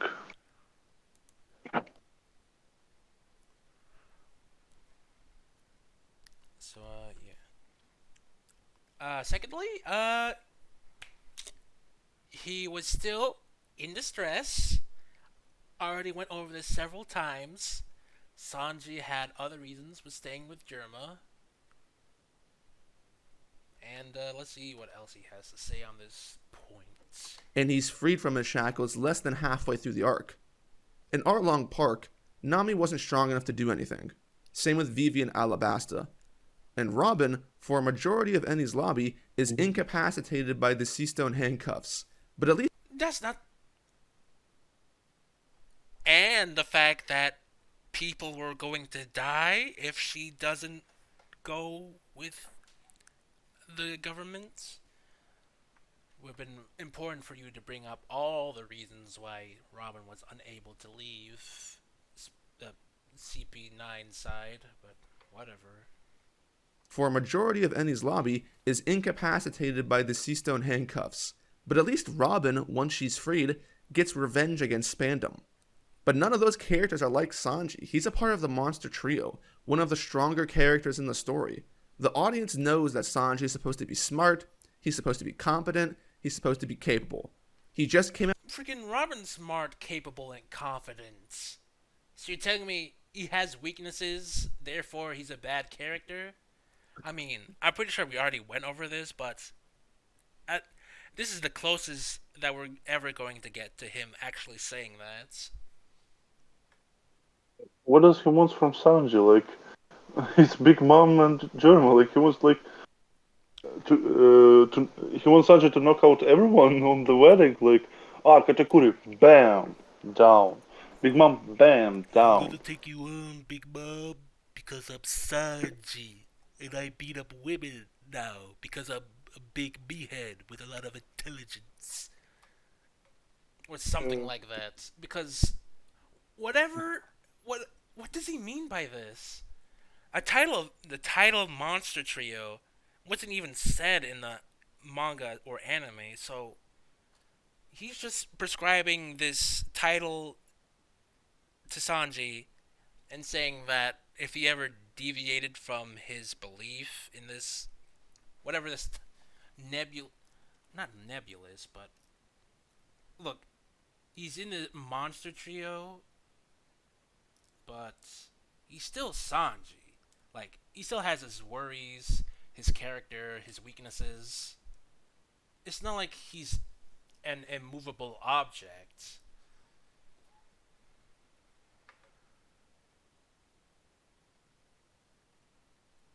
Of the Monster Trio, one of the stronger characters in the story.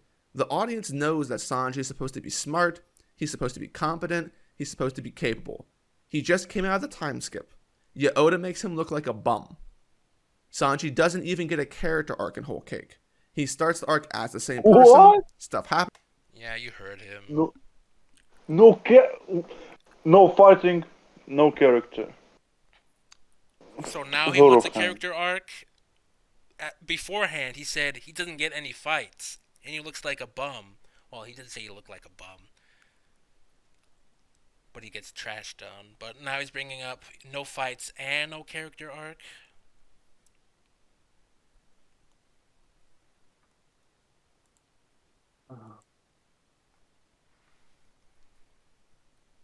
What was my expected outcome for this video? Pain. We expected.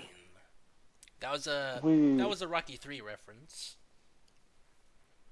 That's a Rocky 4 reference. Right? No, it was a Rocky 3 reference. Hey, I don't know my references. That's pretty cool. You know, I expected less from Drist, but also more, for some reason. There's still like. Hey, if I just want this man to make points that can't be contradicted by his editing, because that usually happens. All Like this saying lying and misremembering and literally not getting what the characters are talking about. At least I'd hope he'll try and not contradict anything he just said with panels on the screen. Bro, like you'll regret saying that when he'll get to Nami. You know what? Maybe I shouldn't say that because that sounds like an uphill battle for Dritz. He doesn't even get a character arc in Whole Cake. He starts the arc as the same person, stuff happens to him, and he leaves the arc as the same person, having overcome nothing and having learned nothing. This is what makes everything Sanji does in the arc so frustrating. Well, to be fair, no one really gets a character arc they don't really get a character arc in One Piece, the Straw Hats, Uh, because why he's showing? apart from their introduction arcs, they don't really get any character arcs. So Like, why he's showing Arlong Park fight? Like, what character development got Sanji there? oh, it's because he's He strong. def- Sanji's ah, strong. he defeated strong guy. Character development. What the? Come on, like. No, you mean he defeated strong guy. Therefore, it's all right that he doesn't get character developments.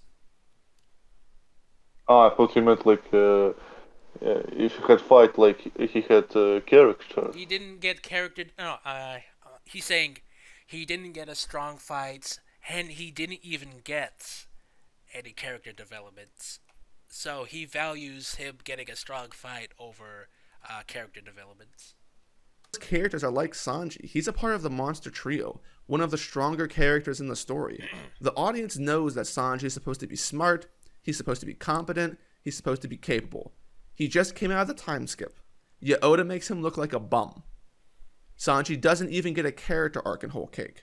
He starts the arc as the same person, stuff happens to him, and he leaves the arc as the same person, having overcome nothing and having learned nothing.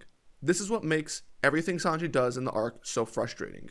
All of the things that Oda forces into the plot, all of Sanji's frustrations and idiotic actions, the bad writing, all of it amounts to nothing.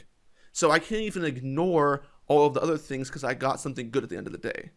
The basic messaging of Whole Cake, when you read into the writing, is that Sanji sucks. Oda has never done him worse than what he has here.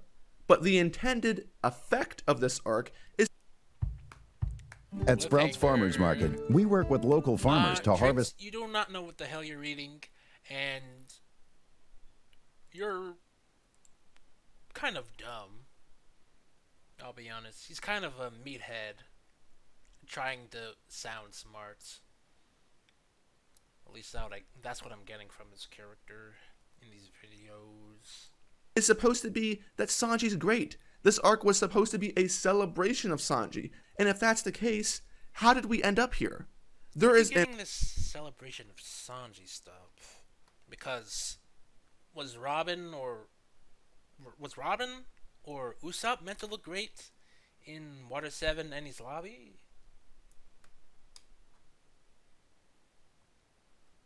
What? I don't understand where. Oh, okay. People were big upping Sanji over the arc. I guess this is where he thinks the Sanji's supposed to look great mentality is coming from, or something. Celebration of Sanji. And if that's the case, how did we end up here? There is an enormous disconnect between Oda's intention and the actual writing. It's impressive and confusing how there's such a big difference between the two. This isn't normal.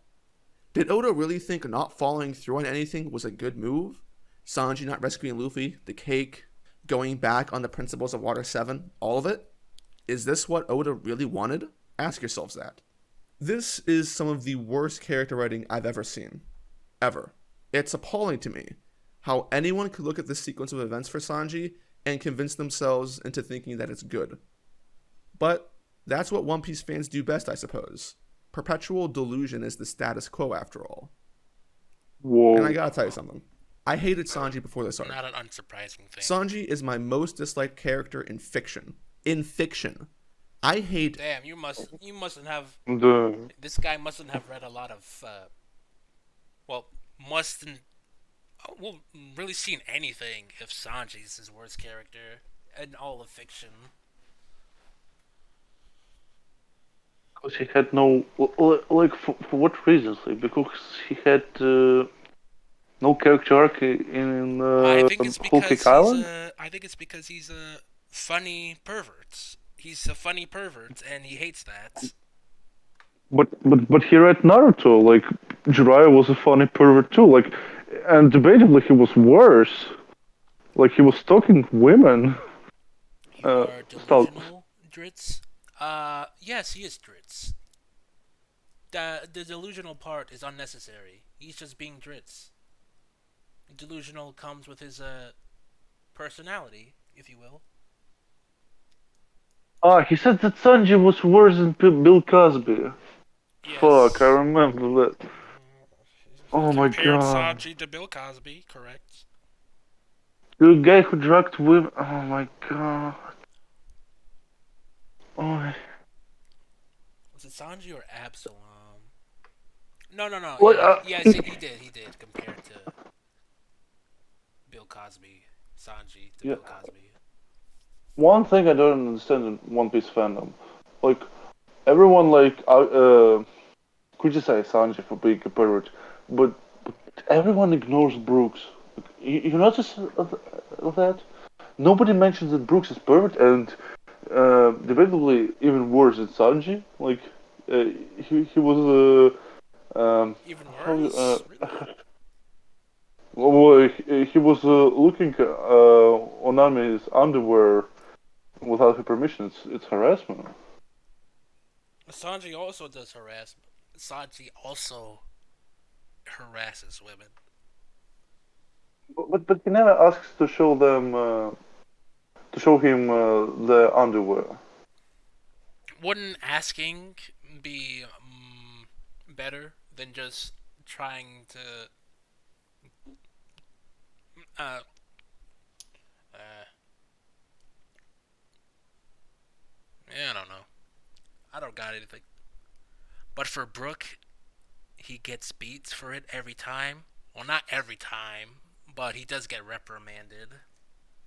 Sanji too, like. I'm guessing it's because Sanji's quote unquote OG of the Straw Hats.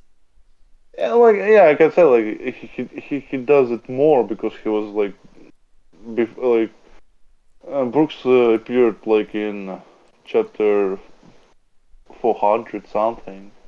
Yeah, he was So in the yeah, story for longer, yeah. yeah. People expect more from Sanji, I guess? Yeah. Also, like I'm on TikTok and I watch this numerous times. People say, like, I like the pre-time skip Sanji, but post-time skip Sanji is simp. What the fuck, man? What the fuck They clearly haven't read you the were reading story. before? What you were reading before? Like, Hey, yo, what are you reading before? If anything, Sanji gets less simp gags because the story is a lot bigger. There's a lot of more characters going on. except Fishman Island arc, like where he was like after Akama Island. Like he's basically the same.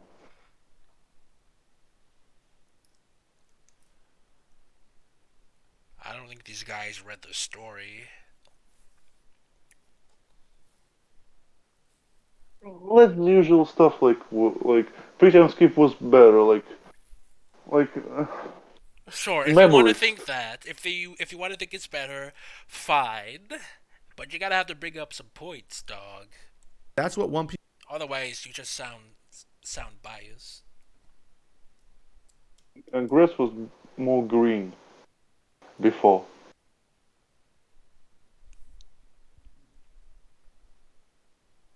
These fans do best, I Play. suppose. Perpetual delusion is the status quo, after all. And now he has to bring down other people for liking the stuff, and saying that other people who like the stuff don't know how to watch or read stuff. Yada yada yada. It's unnecessary, Dritz. You already made your point. You don't have to bring other people down. These fans do best, I suppose. Perpetual delusion is the status quo, after all. And I gotta tell you something. I hated Sanji before this arc. Sanji is my most disliked character in fiction. In fiction. I hate 99% of all perverted characters. But Sanji takes the cake. I hate how hypocritical Sanji's values are and how that never matters. I mean, yes, it's hypocritical, but that's kind of his character.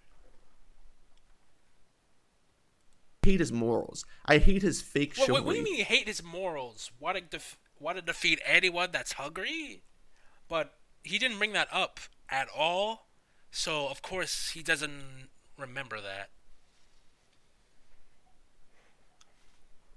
Values are and how that never matters. I hate his morals. I hate his fake chivalry.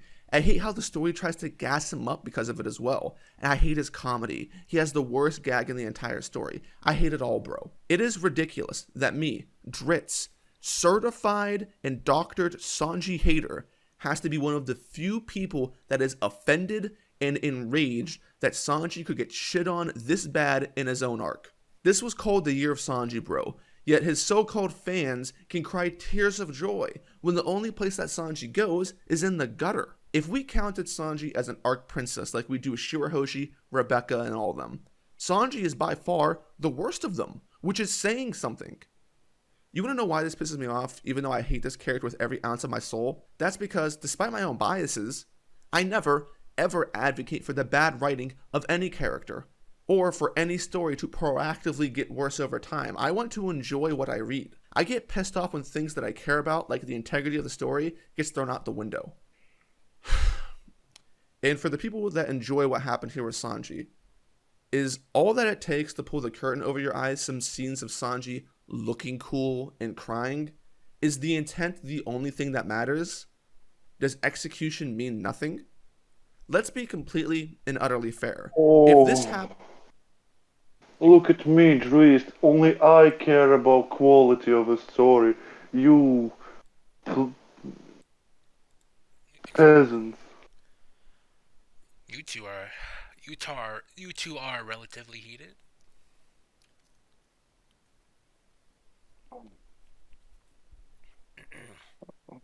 How can so much ego be this for such a little man? Nothing cool. He did say he did. He did say he did nothing cool. He did say Sanji did nothing cool. Stop enjoying stuff. I mean, he's clearly biased. Not to mention, he's looking at content that he wants to look at, and when he doesn't get it, he calls it not cool. Yeah, that's cool. That's not. He hates Chopper because he's not cool. He wants a lot to be a doctor in Straw Hats. Like, he's biased and delusional, which I guess kind of just makes him delusional, but it's good to make a distinction. Man, I need some water.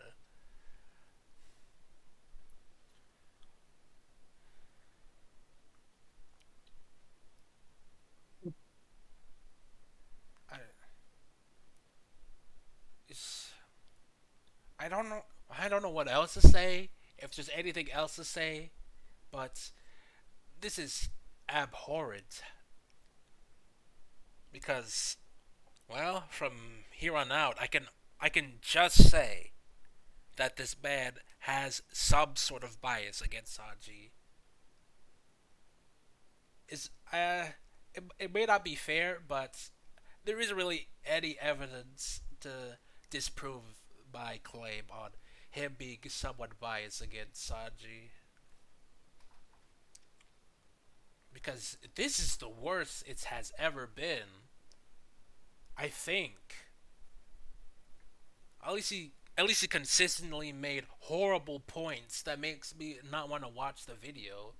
I already had like 4 taps for the past minute 40, so he must be doing something wrong.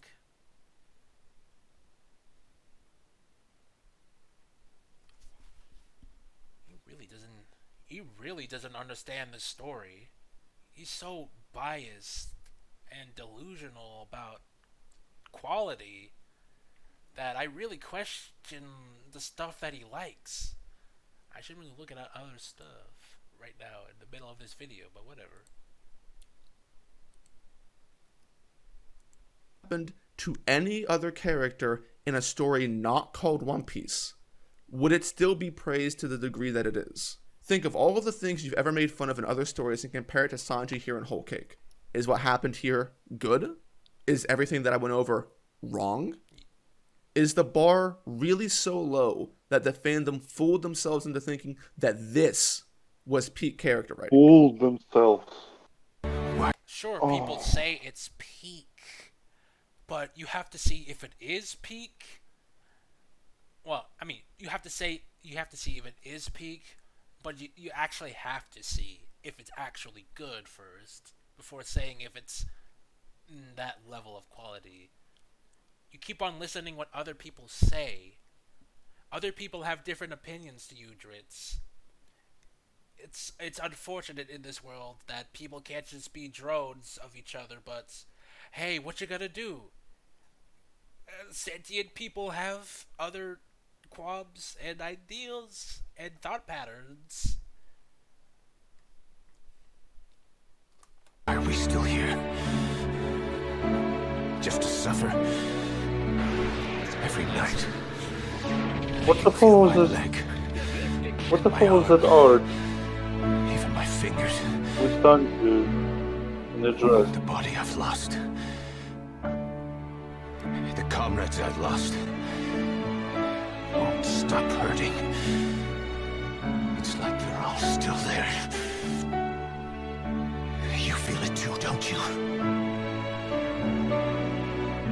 Yo, this kind of sucks. I'm gonna make them give back our past. You know what? There was a picture from Yaoi, and I'm ashamed that I know that. That's fine. Continue. That sucks. That wasn't too bad because at the very least he did. Hey, he said thing, and so show thing on screen. But apart from that, it's kind of bad, dog.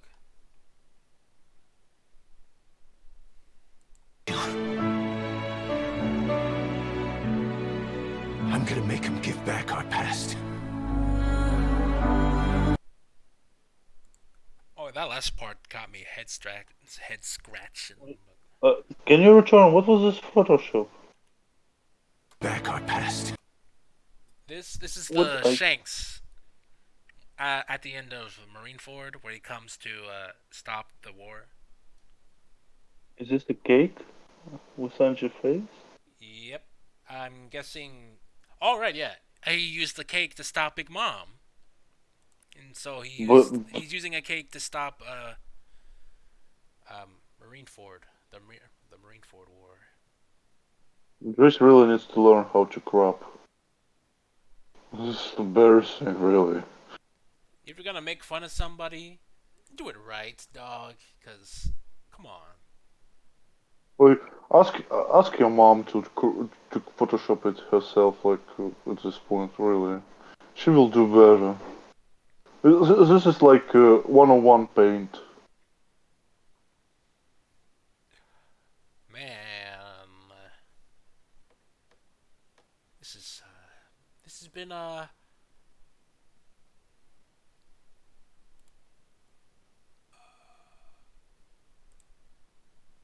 this has been an excuse to shit on a character that he already despises, while also showing that he doesn't understand anything that the story is saying, while also looking too deep into themes that are not there, or at least shouldn't be compared to, while also saying how much other people who like this stuff suck.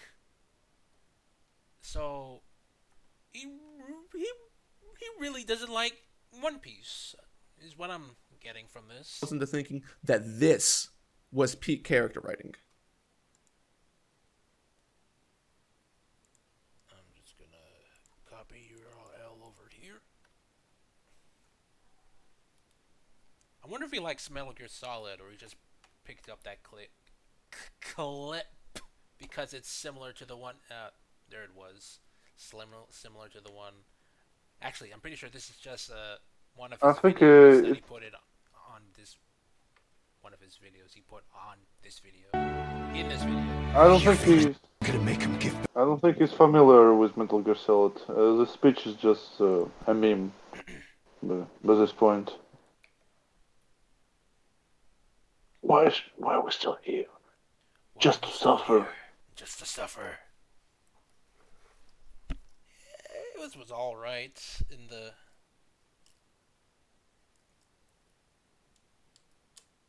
Okay, I don't really remember when he said that. Oh wait, now I remember. He said it to And Snake when he was rescued in that helicopter. I remember it from trailer to Phantom Pain. Yeah, or well, it was also in a trailer. Yeah. Yeah, I'm gonna get myself some water. Pudding section is decently long. Not as long as Nami for some reason, but apparently it's full of clip shows, so I guess that explains why it's so long. Yeah, I wrote in Discord. There will be a lot of clips in Nami section. Alright, I'll be right back. Give me a moment.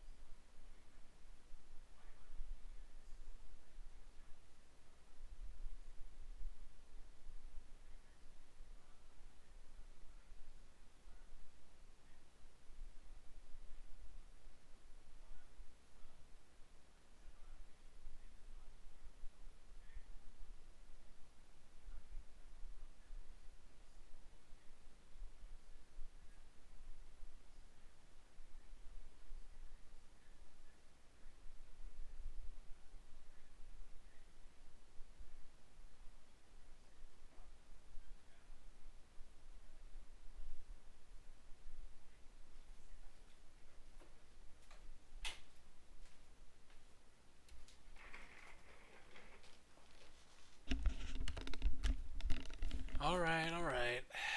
I'm back.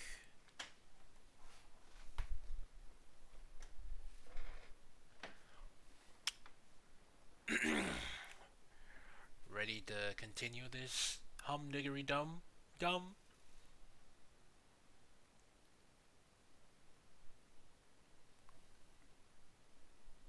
Ready to continue this humdiggity dum dum?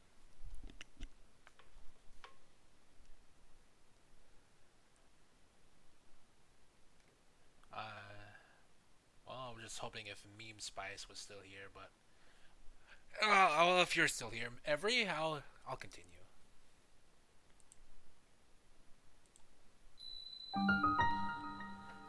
Let's see what he has to say on pudding. Jesus. We've talked about Sanji. Now we need to talk about the other princess, Pudding. Arc princesses usually serve a few purposes. For one, they are the royalty that Luffy meets when he arrives on islands to fill them in on what's going wrong. The second purpose of those characters is for them to join the I Like Luffy squad heading into the end game for the final war. Isn't that literally everybody in One Piece? Whatever. And for the Void Century stuff to tie together. I don't know how, but okay then. Well, at least he has evidence here, but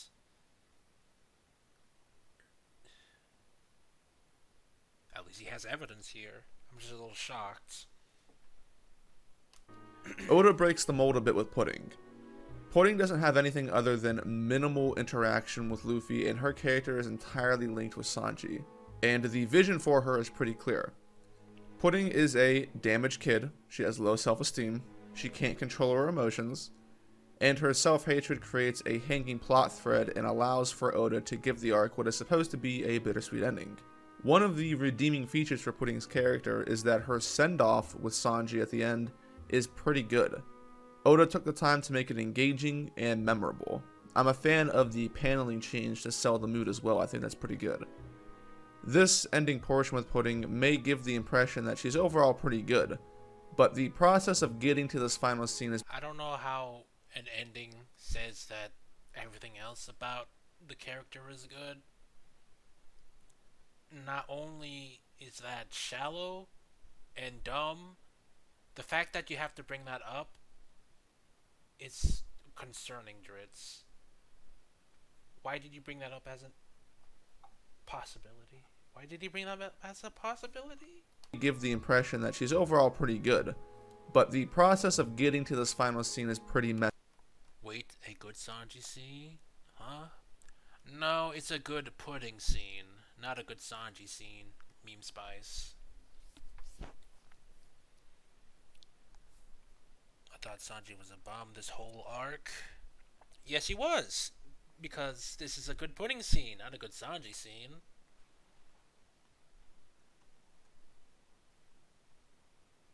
Impression that she's overall pretty good, but the process of getting to this final scene is pretty messy.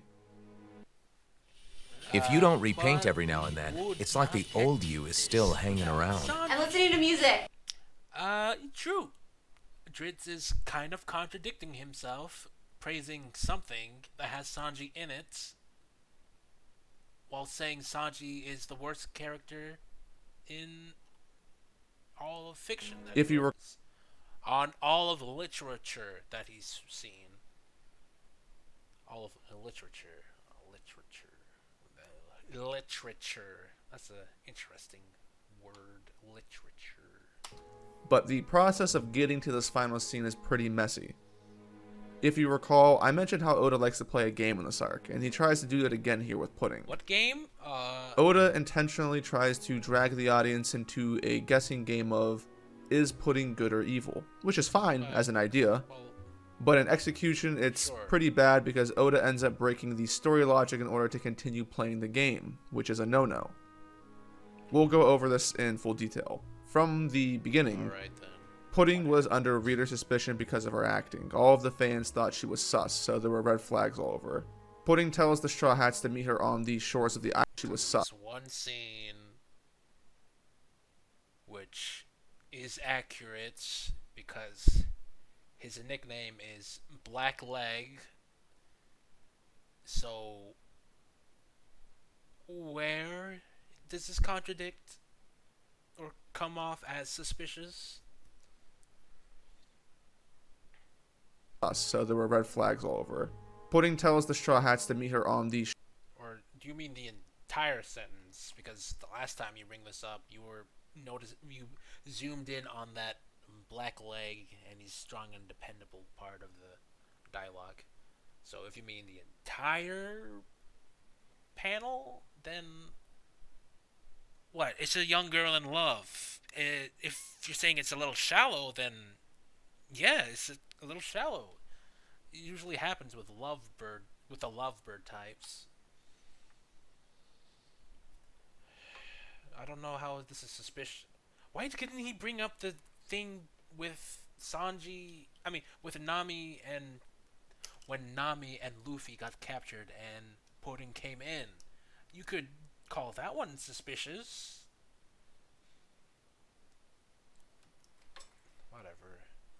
I don't get how this is suspicious or sus. Fans thought she was sus, so there were red flags all over her. Pudding tells the Straw Hats to meet her on the shores of the island. Then when the Straw Hats get there, Pudding is missing, and then the readers go, yeah, she's evil for sure. But aha, says Oda.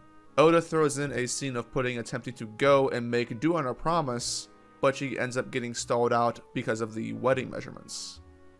This is where Oda first slips up. That entire sequence doesn't make any sense. What? Pudding is supposed to be on the shore to lure the Straw Hats into the seducing woods and then dip. Which is why Luffy finds spare Pudding clones in the seducing woods. They were created by Brule for the plan. There is no reason why Tamago was holding Pudding up. He's in on the plan, and he also knows about the Vince Smoke assassination plot. But these characters are acting as if they can't talk to each other about what's important. Pudding, for no reason, is in her acting mode, instead of just telling Tamago, hey, I have to go do this, piss off. Well, not everyone knows about the plan. She still has the people of Totland to look after. So, not to mention, the mask is also for the people of Totland, and I guess, well, I don't know if Tamago knows about this acting ruse of being a nice girl, but everyone else in Totland knows about it, so it's fair to assume that Tamago also think that this face that she's using is her actual face.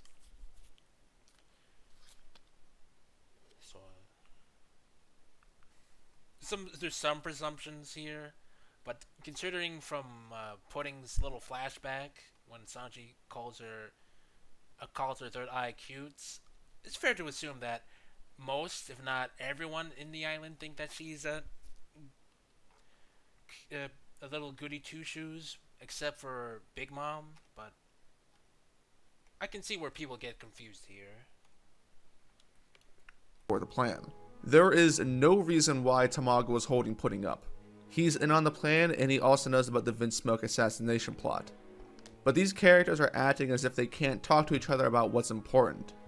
Pudding, for no reason, is in her acting mode, instead of just telling Tamago, hey, I have to go do this, piss off.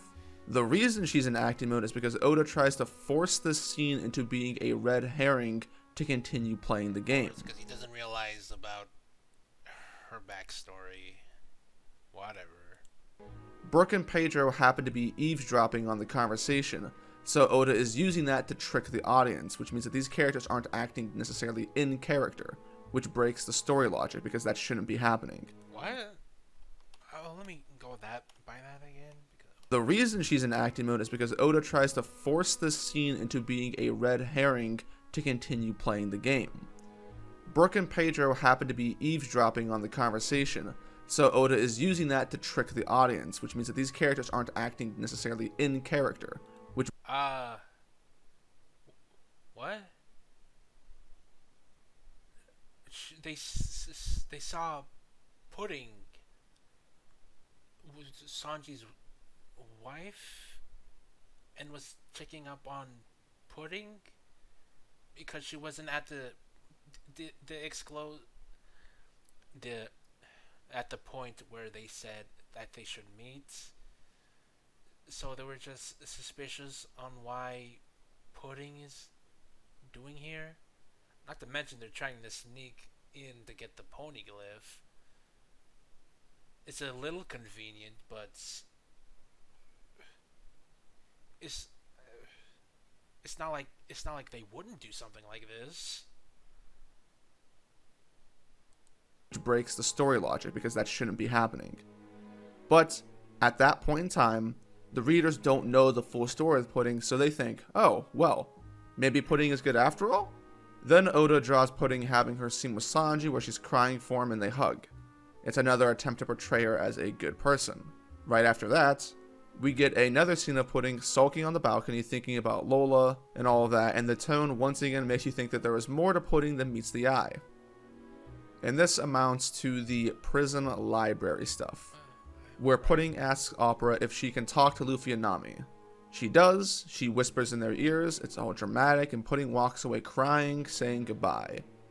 This is the 4th time that Oda tries to make you think Pudding is good. And just like the seducing wood stuff, this scene also doesn't make any sense.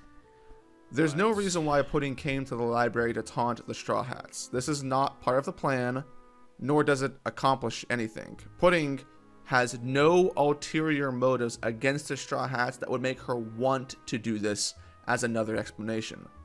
There also isn't a spin on this scene that tries to recontextualize it like how Oda does to a number of scenes later on in the arc.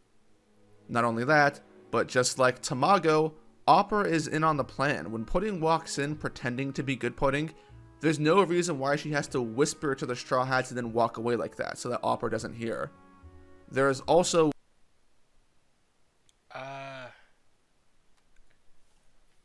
like I said before, Pudding puts on a mask so that no one can see her eye, and you yourself also said that she has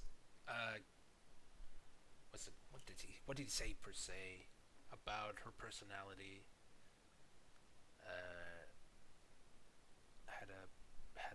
Had a story logic in order to continue playing the game, which is a no-no. We'll go over this together.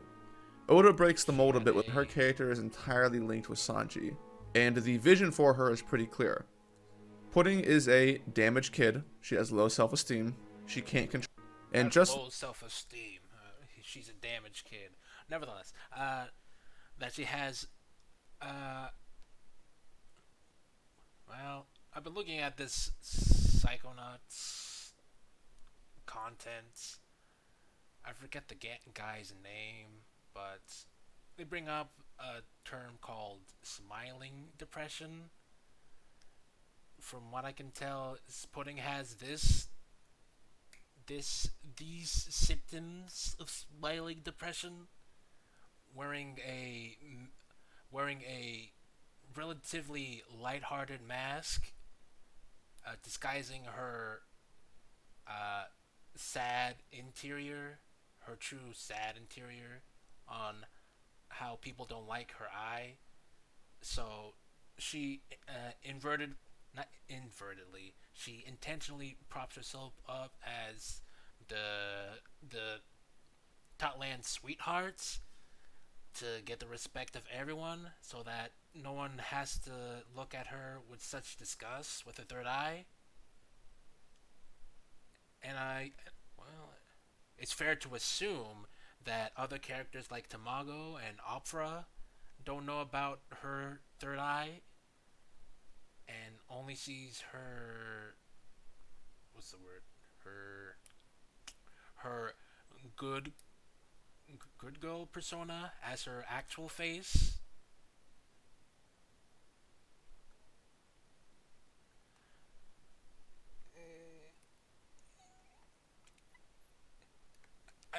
I'm pretty sure that's what Oda's doing, but I can see how people get confused by this. And it would be fair to assume that those two would be on the plan, but the only person I'm certain that Big Mom tells her to hide her third eye because it's creepy. Yeah, she's destroyed inside from that, so she tries to hide it, as well as she's trying to keep up a good girl persona so that everyone likes her, so no one has to, because of what Big Mom said, she doesn't want to have to face people not liking her. She's very sad about her appearance, so she's trying to be the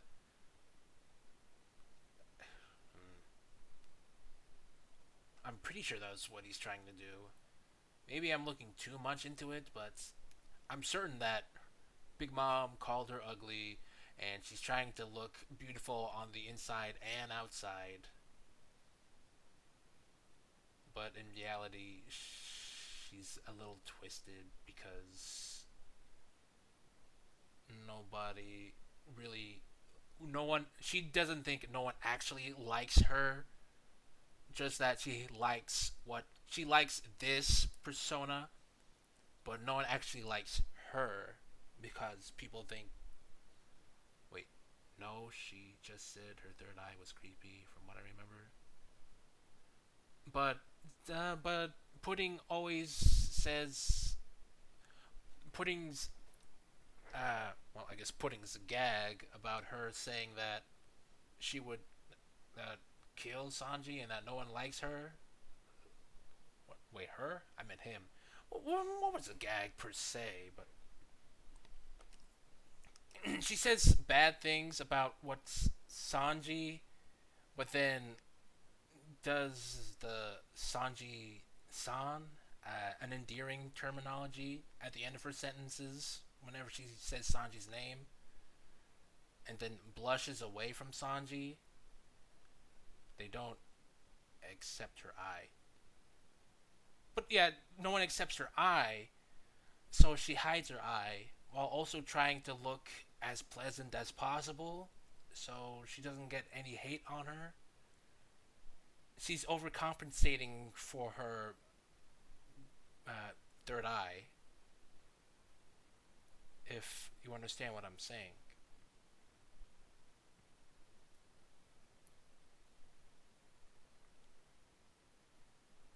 Yeah, so that ain't the real. You mean the the murderous side, or her good girl persona, the every the lovey. I don't know what to call that other face, but her sweet innocent side versus her murderous side where she shows her third eye. I don't know your last point. Really? I mean, you could just say it's like some sort of personality disorder.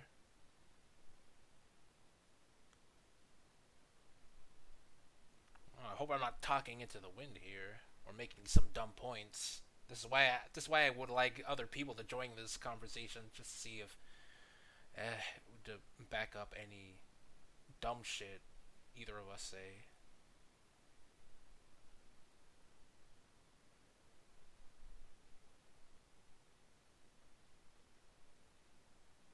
I think she wants to be fully expected. You mean appreciated?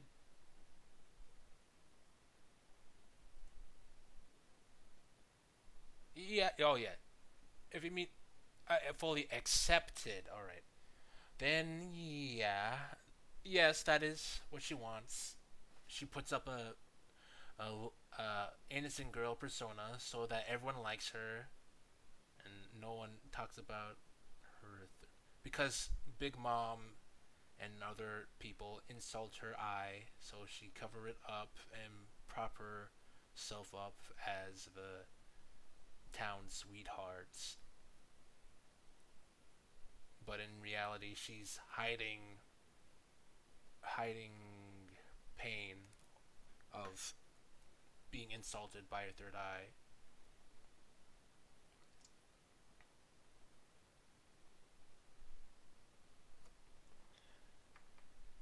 And I'm saying that other people don't know about the other persona. Just that Big Mom told. Just that Big Mom. Well, actually, I don't even know if they know that Big Mom told Pudding to sabotage Sanji. I mean, sabotage the Straw Hats. I know they know that Pudding is being used as a tool for Sanji's assassination. I just don't know if they know that Big Mom told Pudding where to lead the Straw Hats into the Whispering Woods. I think it was called the Whispering Woods. Man, I've been talking too much about this point, but so be it. Like the seducing wood stuff, this scene also doesn't make any sense. There's no reason why Pudding came to the library to taunt the Straw Hats. This is not part of the plan, nor does it accomplish anything. Pudding has no ulterior motive. And this is her showing off her actual her second personality. Because she did this type of stuff to Reiju, so why wouldn't she do this to those two? I mean, she did it to Reiju. She's just flexing how much of a good actor she was. Like, whatever. Motives against the Straw Hats that would make her want to do this as another explanation. There also isn't a spin on this scene that tries to recontextualize it like how Oda does to a number of scenes later on in the arc. Not only that, but just like Tamago, Opera is in on the plan. When Pudding walks in pretending to be good Pudding, there's no reason why she has to whisper to the Straw Hats and then walk away like that so that Opera doesn't hear. He's confused on what's Pudding doing. So he clearly doesn't know what Pudding is trying to do here. There is also no reason why Pudding is crying either. This is all a ploy for Oda's twist. But this is only the first twist. We get a second one, which is that Pudding is evil. Aha, says Oda again. Got you. Aw, shit.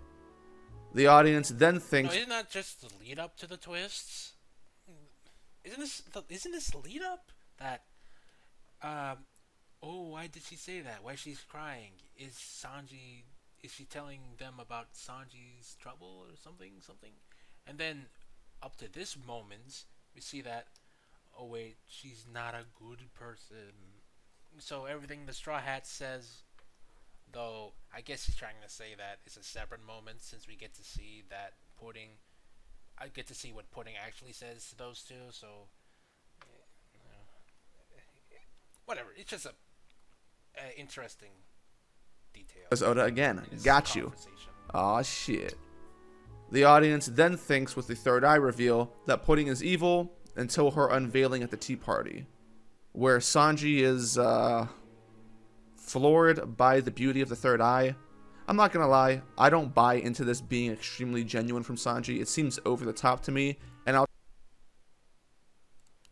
it's his character, but he's just exaggerating. It's not actually his character. I'll touch on that a bit later. Sanji's reaction ultimately... Why don't you touch on it now? This is kind of important. This is the entire reason why Pudding drops her guard. This is the character relief she was looking for the past, 12 years. Being accepted for who she truly is. Whatever. To me, and I'll touch on that a bit later. Sanji's reaction ultimately leads to Pudding switching sides. We get a short flashback showing Fodder making fun of Pudding Eyes, and this is where I have an issue that I'd like to share with you. I don't think Oda does a good job in setting the groundwork for the world building and perception of Pudding, and also Katakuri. Yeah, alright. This also helps with my points, because I forgot that Pudding actually went aggro on these people.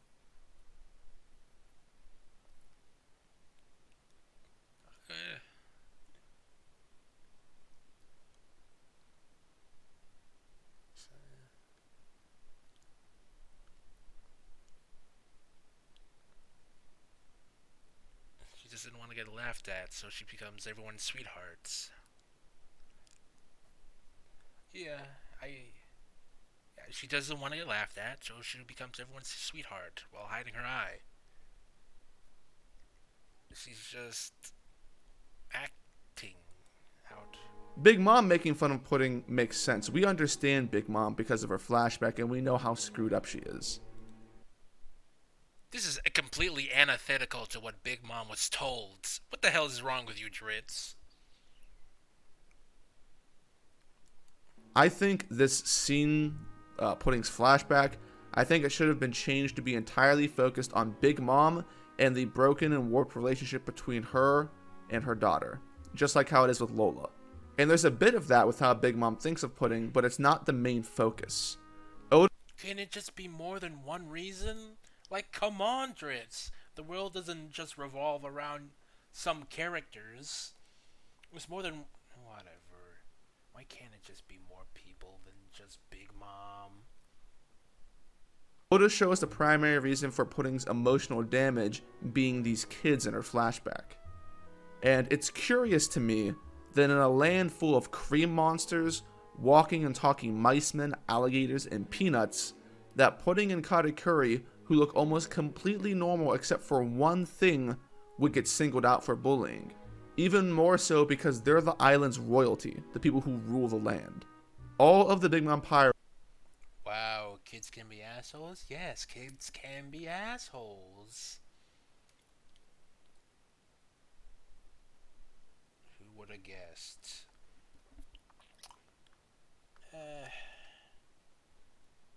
Yep.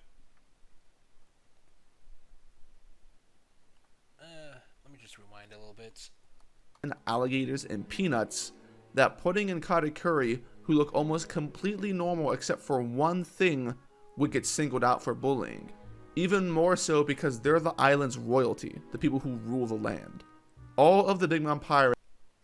Well, to be fair, even if they're royalty, some people wouldn't really care even if they're royalty. And if they have a detail about themselves that they seem to be ugly or they just straight up don't like, what's gonna stop them from picking on them? Especially when it's a child, and especially when the person you're picking on is a child. So it's interesting how their what's the word? Their royalty status. Yeah, I guess that's it. It's interesting how their royalty status doesn't absolve them from bullying, but well, Luffy punched Vivi when she was crying, and she's royalty. No, that's a horrible example. I mean, people just don't care about their royalty status. They just don't like them because they're ugly.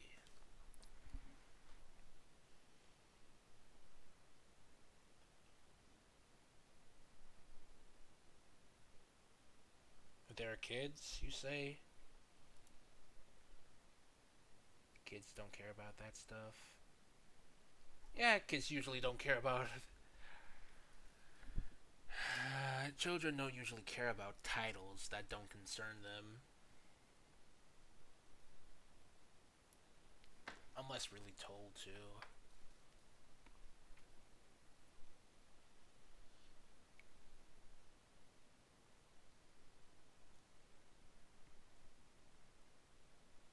So, no kid will go, guys, she's royalty, maybe we should not bully them. I mean, maybe some kids would, but usually children don't care about titles. Young children don't usually care about titles that don't concern them.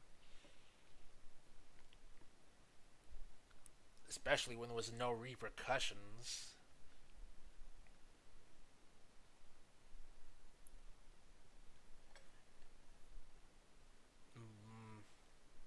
They could easily just bully people without royalty or even guards figuring it out.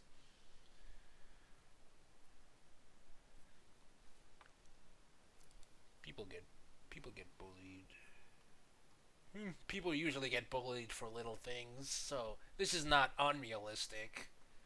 But I can see why her getting bullied, even as royalty, would be kind of far-fetched. But kids usually don't care about titles that don't concern them. So because they're the island's royalty, the people who rule the land. All of the Big Mom pirates look weird in some way. And if there was a history among them... Well, everyone looks weird in some way to each other.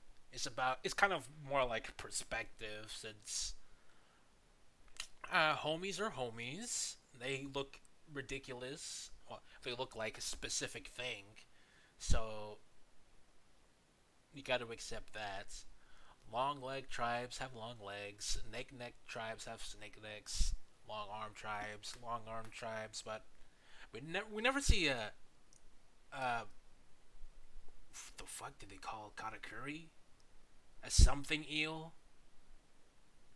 Whatever. We don't see eeled mouth tiny baby men and three-eyed tiny baby girls in uh, in whole cake. So procedure.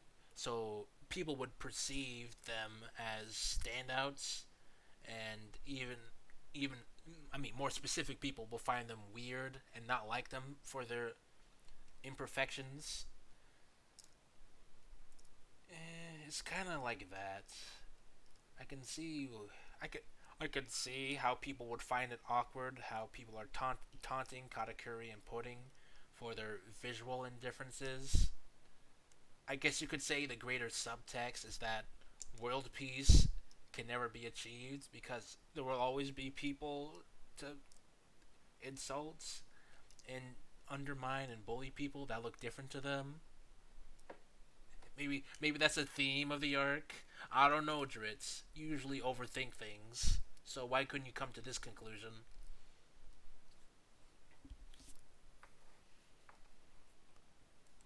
Of persecuting each other, or the residents of Totland being extremely bigoted because this is a failed utopia, then it all makes sense. Oh, so we did. But on numerous occasions, it definitely seems like everyone on Totland gets along, and they don't judge each other by race or disfigurement.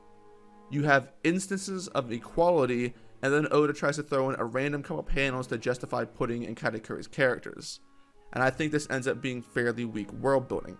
And the reason that it's weak is because Whole Cake Island doesn't send a clear message on the status of Big Mom's utopia. But this is more of an issue that matters with Katakuri than it does Pudding in my eyes.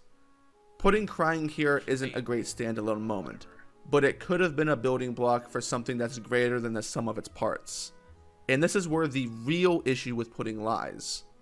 She's barely used by Oda post-revealing of her eye. Oda spends the rest of the arc using Pudding in gags with Sanji, showing her emotions flip-flopping constantly back and forth, having nosebleeds, or talking about how awesome Sanji is. And that isn't an exaggeration. It's just, I mean, she's still being... is that bad? I mean, she's still being used, even if it's for comedy. And it's not like she isn't being used for other stuff. She helped bake the wedding cake. She helps make the cake. She flies Sanji. Yeah, I was about to bring that up too. Yeah, well, she's not useless. She doesn't exactly do anything less, so what is he going to say? Nosebleeds are talking about how awesome Sanji is. And that isn't an exaggeration. I'll have it on screen now. And show us the passage of time. Whatever. Let me just play this. We're gonna need a montage. Ooh, it takes a montage. Show like things happening at once. Remind everyone of what's going on. And with every shot. You fucking ass. You crop them. I mean, he only has to show what he has to show, so you hide the whole manga? I mean, he only has to show what he has to show. Forcing your point.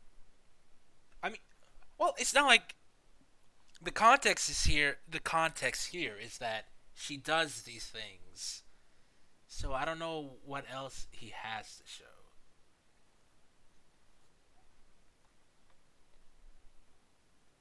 Plus, I don't think Dritz is finished with his point about Pudding. Hopefully,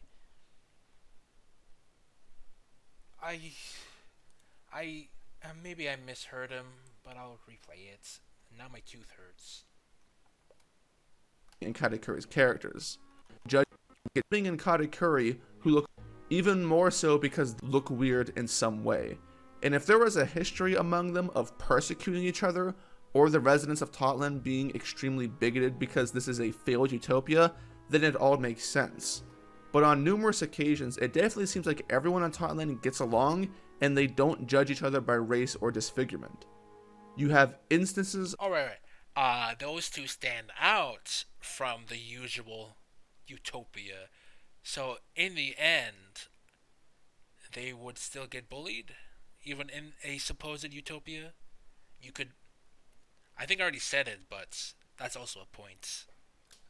I'm just making sure I say it. So, it's a possible characteristic of the island.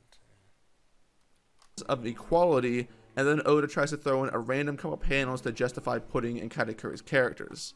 And I think this ends up being fairly weak world building. And the reason that it's weak is because Whole Cake Island doesn't send a clear message on the status of Big Mom's utopia.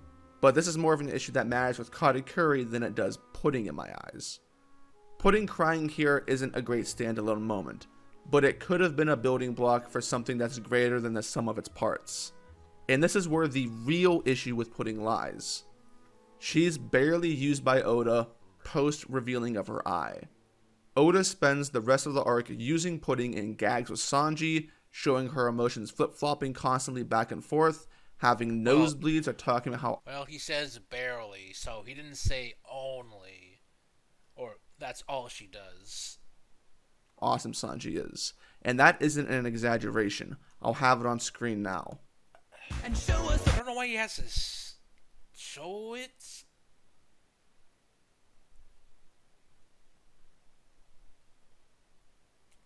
Whatever. I guess it's to prove his point.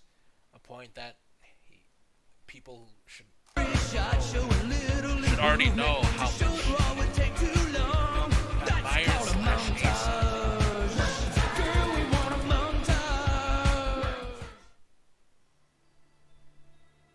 Pudding. You could go to Granger.com to find what you need to get the job done. nothing.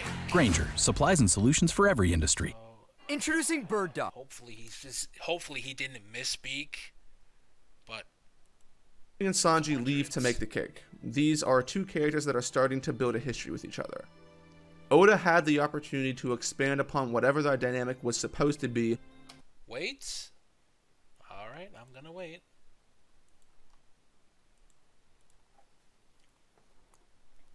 I wish Avery was here. Did he say need to make the cake? Let's play that back. Sanji leave to make the cake. These are two characters that are starting to build a history Sanji with each other. leave to make the cake. He said leave. Oh, okay, in lowercase. Kishi. Yeah, this man is not very good, so I can understand some possible outrage. Pudding and Sanji leave to make the cake. These are two characters that are starting to build a history with each other. Oda had the opportunity to expand upon whatever their dynamic was supposed to be, but nothing happens between them as characters. It's all gags. There is no conflict with the cake as Gag. Wait, we've gone over every characters. It's all gags. There is no conflict with the cake as we've gone over. Everything goes according to plan. No, it doesn't. Like I said, Oven was trying to stop them because some people think that the cake is going to kill Big Mom because it was going to be poisoned.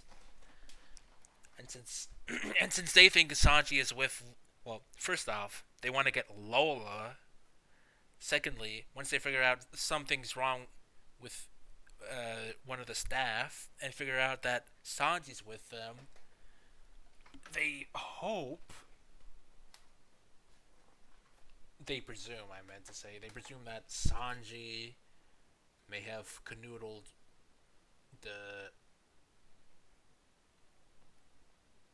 well, I actually don't know what they presume, but I know they think that Sanji would tamper with the wedding cake because the fire tank pirates attempted to assassinate Big Mom, and Sanji, as well as the fire tank pirates, are helping with the delivery of the cake, and so on and so on. Think they harm the cake in any way. Veggie, but the fire tank pirates are what they're called, so Veggie fire tank pirates, it still works.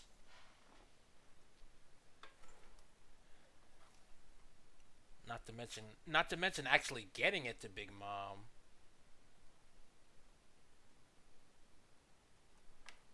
So, I think, well, even if I think I said some stuff about this, I'll try to expand more on it right now. Was supposed to be, but nothing happens between them as characters. It's all gags. And gags can be character related, because apparently he doesn't understand that Pudding has an inner conflict, wanting to accurately express her feelings towards pretty much the only person that likes her, to putting up her shield, because no one actually likes Pudding. Like you said, she was a damaged girl. She has an inner conflict of wanting to believe, to staying in her I forget the word. Staying in her not comfort zone.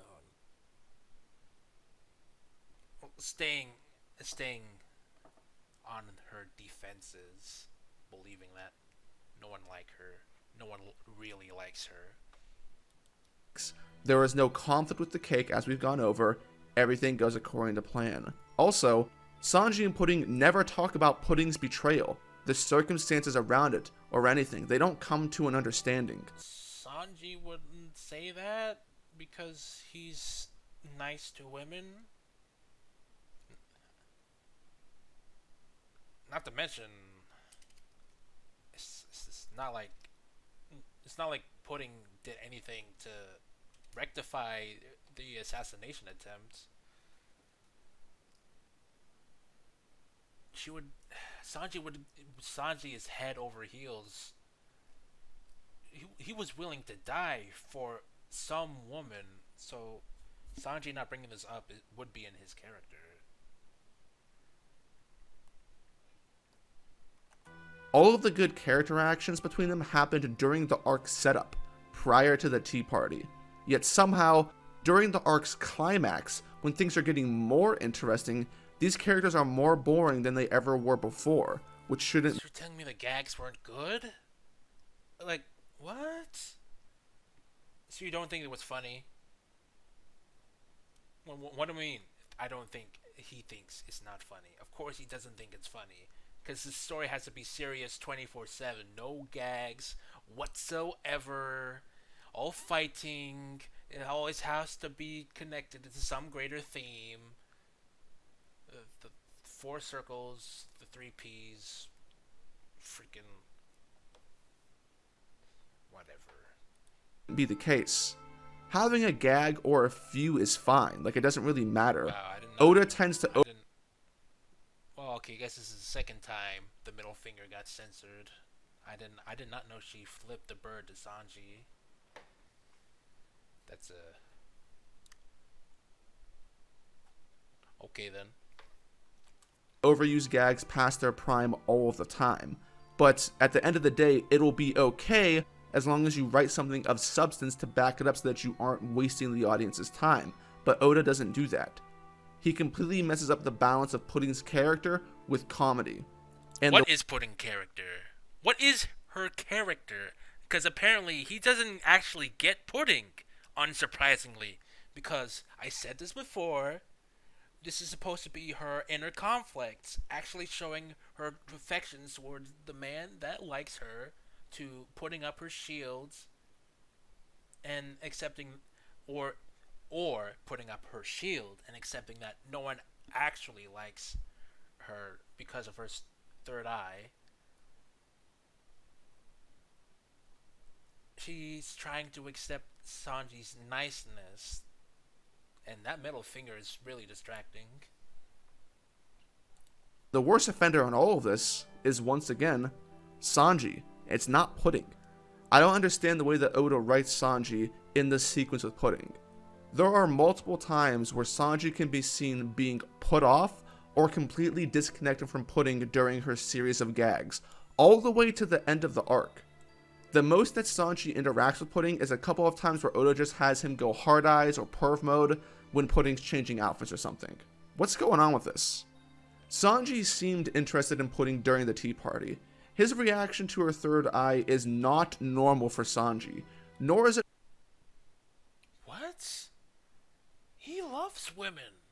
Why would he not say something like this? I don't... What? He does not understand Sanji. What part of Sanji's character wouldn't react like this? Huh? What's going on with this? Sanji seemed interested in Pudding during the tea party. His reaction to her third eye is not normal for Sanji, nor is it normal for anything in the entire series. This is a first, it's groundbreaking. Sanji has never had a genuine reaction to beauty in the entire story that didn't take the form of a gag or a perverted face. Oh, it's because he literally doesn't understand Alright, I'm gonna tap here. But during Pudding's review... I meant to pause it, but it was already paused. Meme Spice, did you hear that?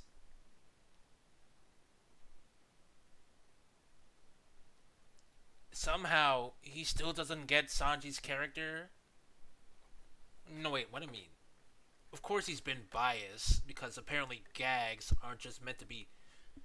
I don't even know what it's meant to be to him. Just funny? Something just to be glossed over? To waste time? Gags can't incorporate to their personality? Because, you know what, that would explain why he doesn't like Frankie or Brooke being kind of comedy heavy character. New software update, that's neat. Being comedy centric characters, him seeing them as, you know, funny guy must mean that they're non-essential or unimportant to the story.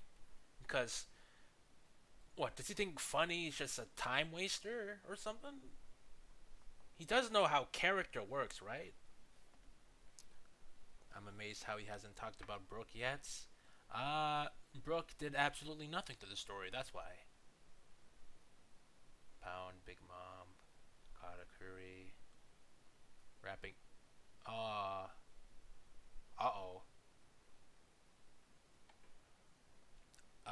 Do you see this? Where I'm hovering over?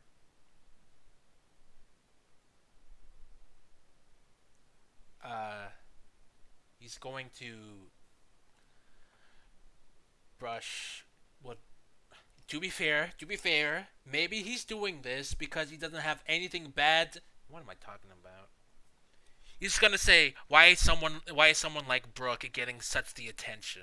That's probably what he's going to say. Why is Brooke getting all this attention?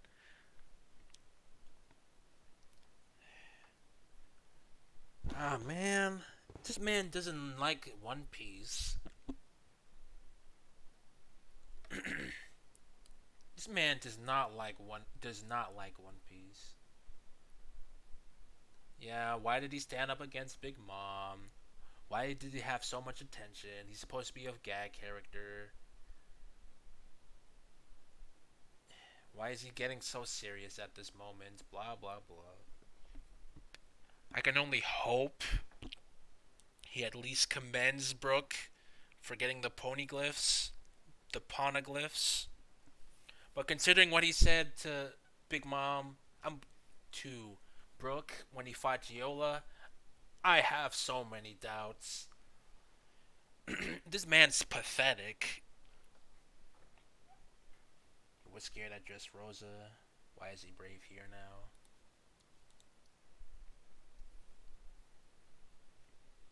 Of course, he doesn't have much to say on Brooke because Brooke did the MVP work. What type of bad stuff could you say about Brooke? He's a fantastic character. I guess. Whatever. I really like Brooke.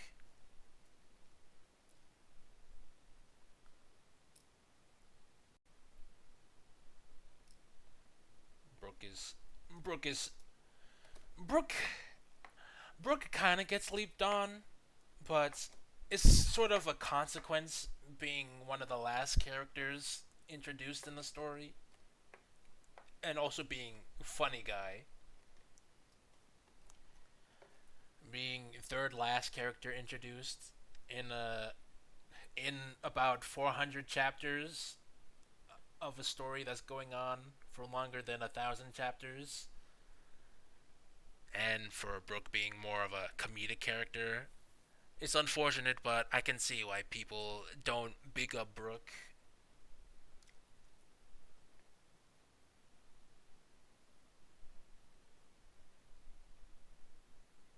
I like Brooke.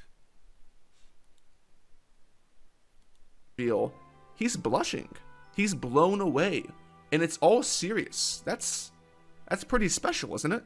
After that reaction, when Pudding is trying to shoot Sanji, Of course, when I say not inherently, I mean Drizzt doesn't understand that Sanji still likes women, even if it's in a guise of a gag.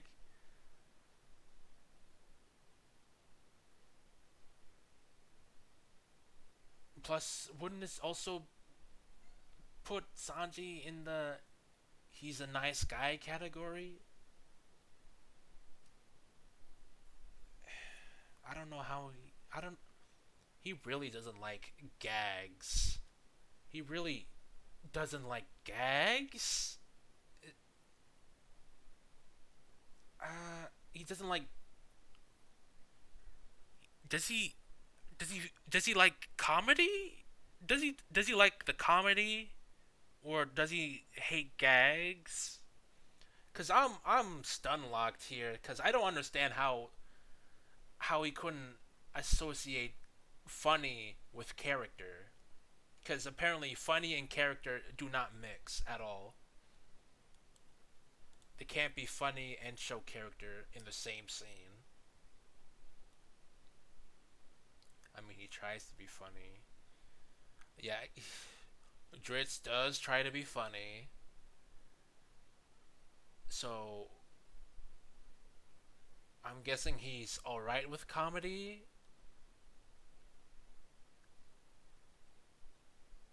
I just, see this is another instance of me thinking that Dritz doesn't understand these characters or understand the writing, because you can show character in comedic moments, and apparently I'm starting to think gag is supposed to be a demeaning term.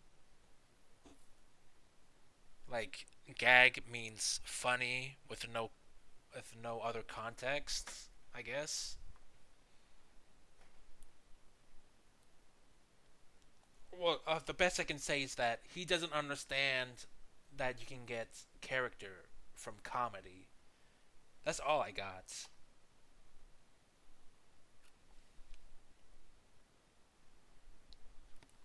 that's pretty special, isn't it?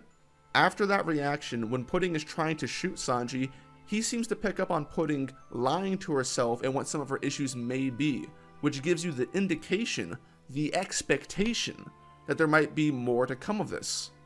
But during the entire sequence of Pudding's mood swings, when she is clearly in a bit of distress because of them, Sanji is aloof, or he's like in the corner thinking, is this bitch crazy? The ladies' man. No, he doesn't think that. Also, wow, I remember there being an instance where Sanji forgives. Oh, Viola. They have more important things to do. Well, whatever. Viola. Something similar like this happens with Viola, and how. Well, I'll bring it up.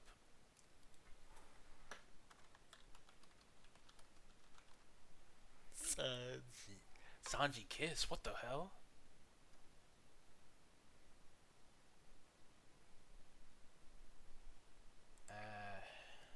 What makes a delicious drink from McDonald's just hit different? Just enjoy it. It's more than a drink. It's a McDonald's drink. Get any small slushy frap. A real man forgives a woman something something. I forget the exact quote, so I'm just gonna try and find it. 雑魚はてめえこそ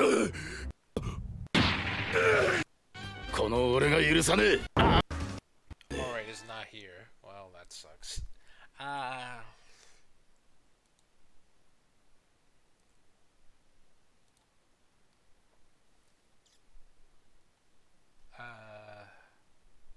AMV.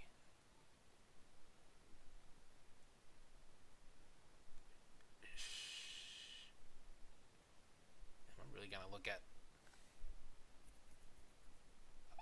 Where is it? I just want a scene. Isn't this an important enough scene to have a clip of?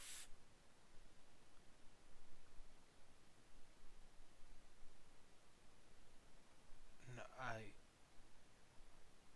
sugar honey iced tea. Let me just look at. Believe in women's tears. I guess that's.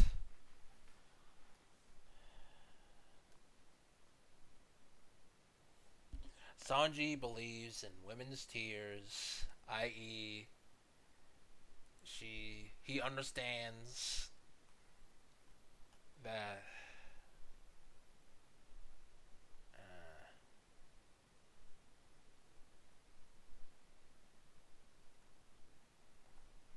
shoot.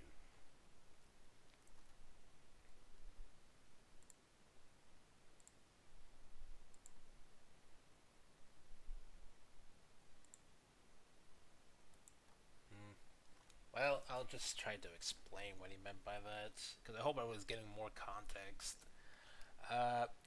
Sanji will usually believe a woman's words behind their frontal persona. Like, he's a little naive one around women.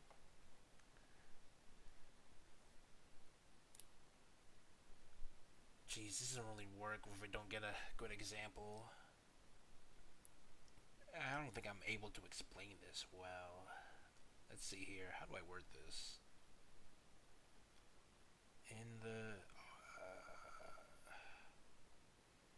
In that part with Viola, he didn't make a.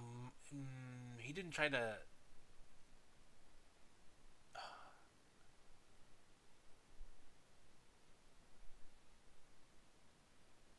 In the arc, Viola was duping Sanji into a trap with her persona of being interested with him. When she drops the mask and saying that he was being duped for Doflamingo's goals, he doesn't believe that she didn't believe in. Sanji believes that. She didn't want to dupe Sanji because he had faith in. Wait, did he bring this up? Oh wait, he did. Dritz kind of did bring this up in the Dressrosa part on how awkward it is that Viola switched sides from Doflamingo, but he didn't really go into detail about it. So, well, whatever. Plus, we didn't make a video on that since weren't that far ahead in part 2, and I'm guessing we're never gonna do part 2. But nevertheless, he saw that Viola wasn't really acting right because he can see through the facade that not Pudding. Viola didn't want to kill Sanji, but he saw behind the intention and that she was being manipulated and troubled.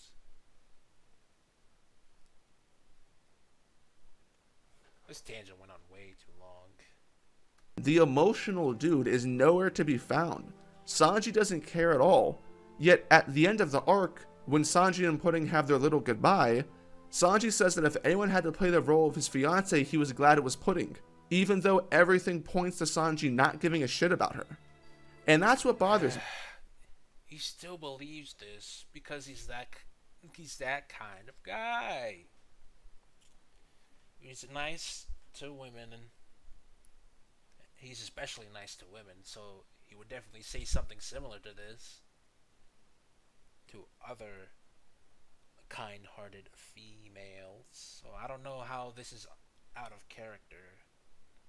Never mind the fact this is coming out of nowhere.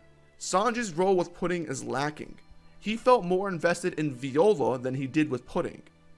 And Sanji only knew Viola for 10 minutes, and he was able to see past her issues, recognize her as a good person, and he wanted Viola to come with him to the port. And then nothing like that happens with Pudding, not even beyond that. And Pudding is a character who is placed into suffering under extremely similar circumstances as Sanji. Oda wants us to believe that Pudding grew up being called a monster. She was different from the people around her in a bad way. Big Mom thinks of her as a tool, a doll, a plaything only to be used at her convenience. Big Mom only cares about Pudding because of her third eye, and that's supposed to be the key to reading the poneglyphs. Big Mom didn't want Pudding to walk around with her third eye because she thought it was ugly. Pudding's dream to go out just like Lola and have her own agency and destiny and romance was completely denied. Big Mom won't let her go. Where's this gonna go, Dritz? And eventually, the person Pudding looked up to, Lola, was kicked out of the family. Compare that to Sanji. Sanji, a man who grew up being called a failure because he was different from his brothers and bullied for it, just like Pudding. Sanji was also seen as a tool by Judge in order for him to accomplish his dreams, just like Pudding. Sanji wanted to cook because that's what he liked, but Judge didn't want him to do that, just like how Pudding's wants and dreams were put down. Sanji's beacon of hope in his mom died, leaving him virtually alone, just like how Pudding was basically alone whenever Lola left. Both Pudding and Sanji suffered from being trapped by their families and not having the choice to do what they wanted until an outside force helped them. There is so much going on conceptually between these characters that just scream, hey, they should interact with one another. But Sanji's just not there, man. We leave this arc with Pudding having not gained anything from Sanji's actions in his own situation. Pudding has no character arc, and I don't know. Does he not remember the kiss? Well, he obviously doesn't realize that Pudding didn't feel like showing her true emotions to Sanji because, he can't understand why a gag can't also be character. And the fact that this kiss scene, well, I actually don't even know what he actually thinks about the kiss scene, since everything else in the story shows that he doesn't understand Pudding's character. So I guess I'll touch up upon it. One of the reasons why this is relevant is because of the type of ending Oda was going for. Things were meant to end sadly between Sanji and Pudding. It was a bittersweet, emotional parting that had the possibility of leading to more. And I would argue that it is originally intended in Oda's plans. If that's still the case, who knows? But it was originally intended to do more, considering how unexplored the three-eyed race is, what their connection to the poneglyphs could be, and what their history is within the story. What are you talking about? Ask yourselves this. What was the point of Sanji and Pudding going off together on a quest? What did it accomplish? It gave Sanji a mode of transportation and helped make the cake. Dog, he doesn't understand Pudding. He doesn't understand. most likely some bias of Sanji is seeping into Pudding, as well as his inability to understand these characters and the story. But this is still bad. I don't know how blind someone can be, but Dritz is reaching peak optical not knowing what the hell he's looking at in this. Pudding going off together on a quest. What did it accomplish? What is better? Pudding having a dozen gags, or Oda building something between her and Sanji as a character? Well, I guess now's a good enough time. I'll play back the points so I can refresh my memory. When you think of Big Mom didn't want Pudding to walk around with her third eye because she thought it was ugly. Pudding's dream to go out. The gags, because that's her character. Yeah, the gags. Since we get both worlds, we get both funny and her character that Dritz doesn't see, because he doesn't understand how a story understand this story. Just like Lola, and have her own agency in destiny and romance, was completely denied. Big Mom won't let her go. And eventually, the person Pudding looked up to, Lola, was kicked out of the family. Compare that to Sanji. Sanji, a man who grew up being called a failure only because she thought it was ugly. Big Mom only cares about Pudding. Alright. I think what he... Honestly, I think I forgot my points, because this he's he's talking too much here. I forgot my points. Damn it. Who was placed into suffering under extremely similar circumstances as Sanji. Oda wants us to believe that Pudding grew up being called a monster. She was different from the people around her in a bad way. Big Mom thinks of her as a tool, a doll, a plaything only to be used at her convenience. Big Mom only cares about Pudding because of her third eye, and that's supposed to be the key to reading the poneglyphs. Big Mom... Is he trying this... What? Didn't want Pudding to walk around with her third eye because she thought it was ugly. Pudding's dream to go out just like Lola and have her own agency in destiny and romance was completely denied. Alright, I think I got my point again. He's complaining that they don't get any... Well, I'm pretty sure he's saying that Sanji and Pudding don't get some dialogue with each other about how messed up their childhoods are. I think that's what he wants. Considering the character conflict here is Sanji not knowing that Pudding doesn't like him, and Pudding being able to show that he actually likes Sanji. That's their character. Well, that's Pudding's character conflict. So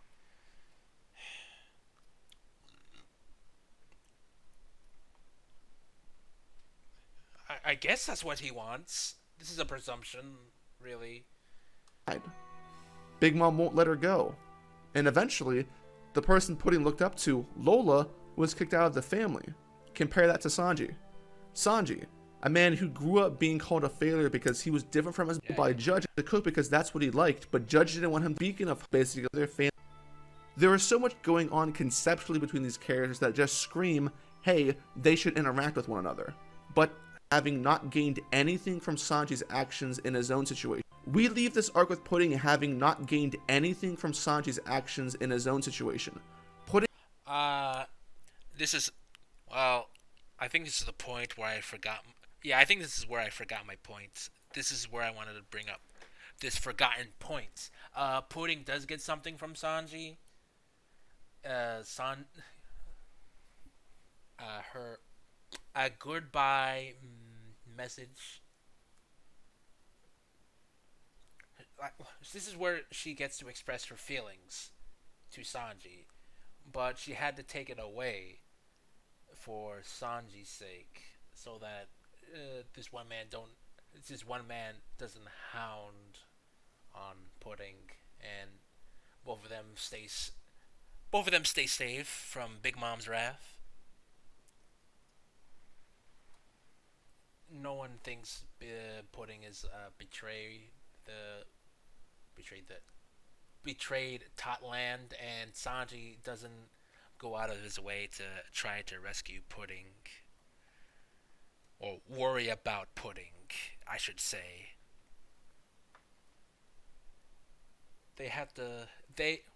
Pudding had to leave her feelings of Sanji. Forget her feelings about Sanji. Jesus, I can't speak. I think I'm tired. Yeah, I guess I should really leave since I'm stammering more often now. Nevertheless, it was Pudding finally telling Sanji how she feels, but taking his memory away so that she doesn't have to worry about Sanji worrying about her. Pudding has no character arc, and one of the I'm going to save the Nami section for later. Just let me get rid of this Pudding section.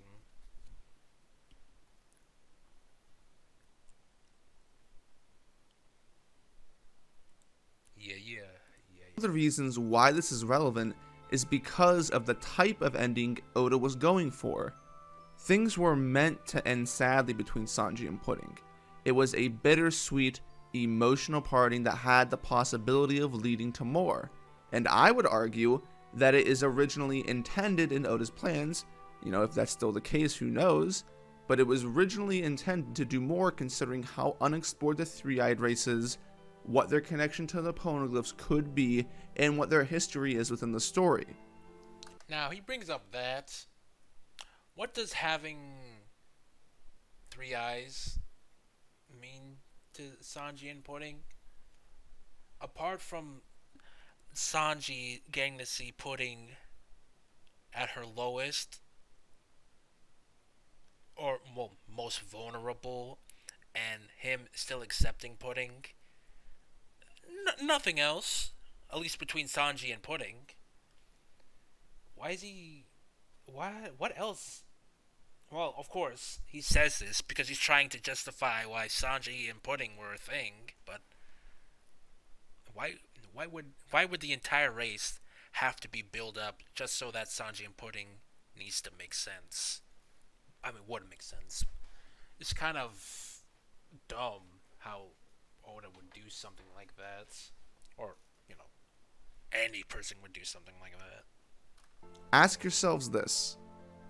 What was the point of Sanji and Pudding going off together on a quest? What did it accomplish? What is better? Pudding having a dozen gags, or Oda building something between her and Sanji as a character? When you think of the cake plotline, two things come to mind. Sanji kicking oven, and then Pound. You do not think of Sanji and Pudding, the main people that were supposed to be a part of that plotline. But it didn't have to be that way. Sanji and Pudding could have done stuff. They could have bonded over each other's circumstances. And as they come to know more about each other, the more sad it becomes when Sanji's mind is wiped and Pudding breaks down in the end. Sanji ends up leaving this island with his freedom, but Pudding is still trapped. And that reality doesn't deliver the blow that it should if one of the key characters, Sanji, doesn't give a fuck and nothing amounts from his time together with Pudding. I don't know if this is something Oda had initially planned or not, but during the tea party when Sanji saves Nami, Pudding is seen watching, being jealous, in shock. This paneling is pretty intentional.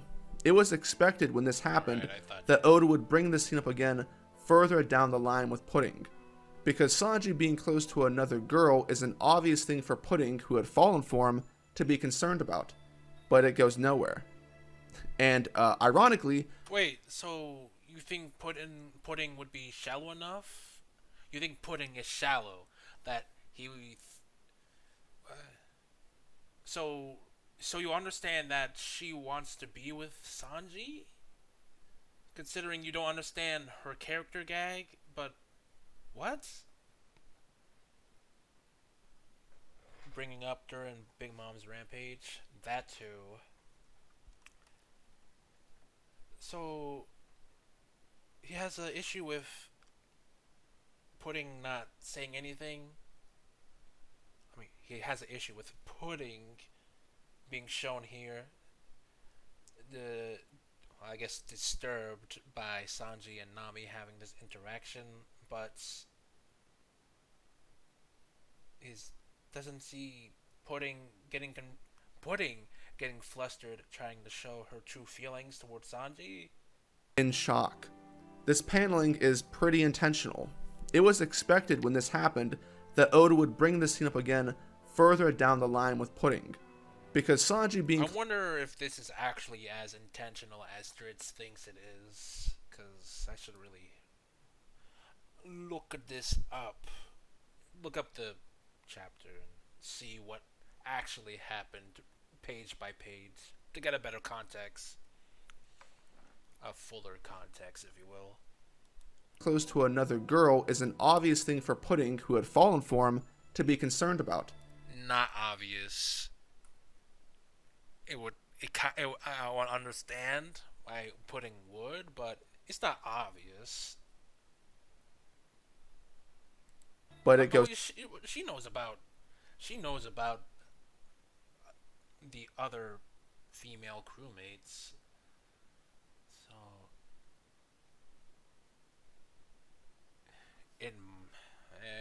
maybe I'll give you this one. Maybe until I read up on that chapter and say otherwise. You get a maybe here. Goes nowhere. And ironically, Nami is also close friends with Lola, who Pudding is quite attached to. Did he expect a Hancock situation? No, not like Hancock. Just that it gets brought up again. Like, I don't know. Freaking Pudding brings up that. What's with that orange hair chick? Are you close with her? And then something, something, something. He wants something like that.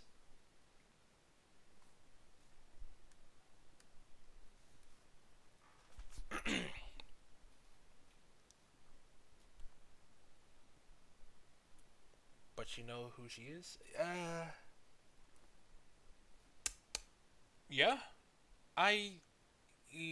She should know that Nami is a nakama to... Well, actually, at the best, she should know that they're crewmates. So I don't know if they're really close, like nakama or friends, whatever.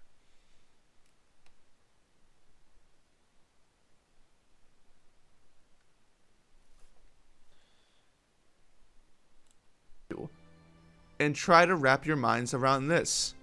Pudding knew early on in the arc for a fact that Nami was caught with Lola's Viver card, meaning that Nami had to have run by Lola at some point during her journey.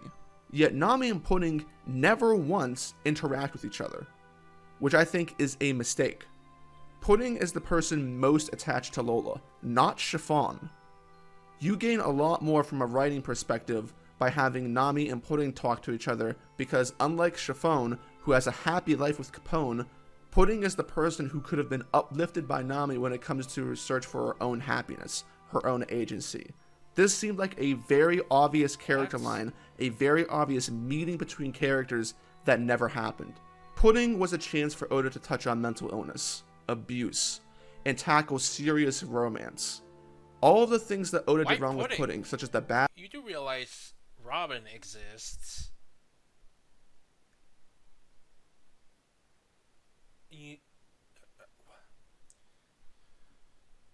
Okay, Dritz.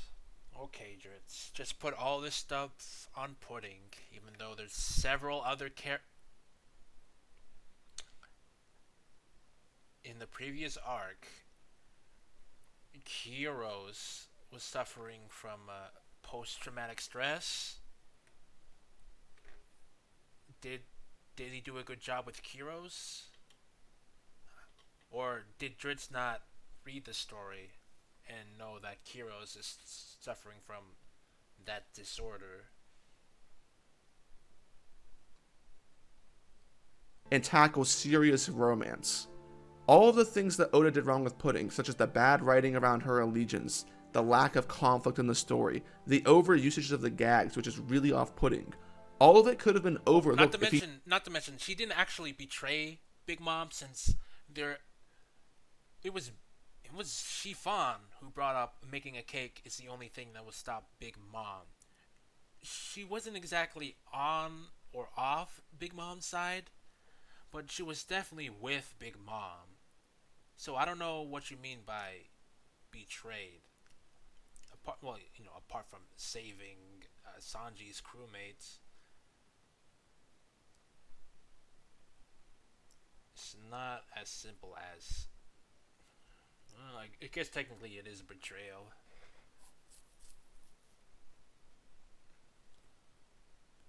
But she didn't flat out refuse to help Big Mom in any way. Oda did wrong with Pudding, such as the bad writing around her allegiance, the lack of conflict in the story, the overusage of the gags, which is really off-putting. All of it could have been overlooked if he just did more with her as a character, so that the impact of the ideas around her form a cohesive story. But sadly... What ideas? There was already ideas with Pudding. You just didn't care about it because it was in the guise of a gag. That's just not the case. So, is Pudding a success? No, she's not.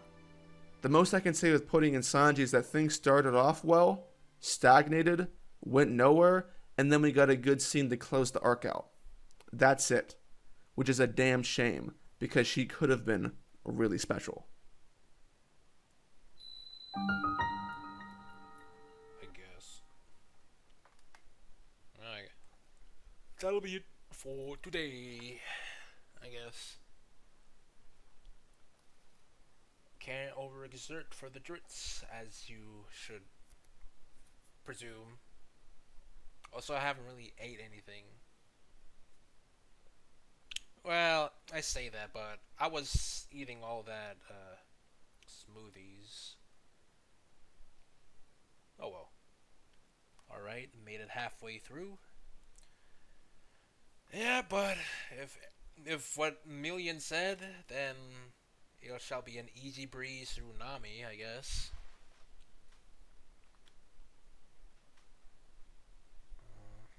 At least I got a little bit of homework to do. At the very least, I gotta look up that pudding scene. Alright.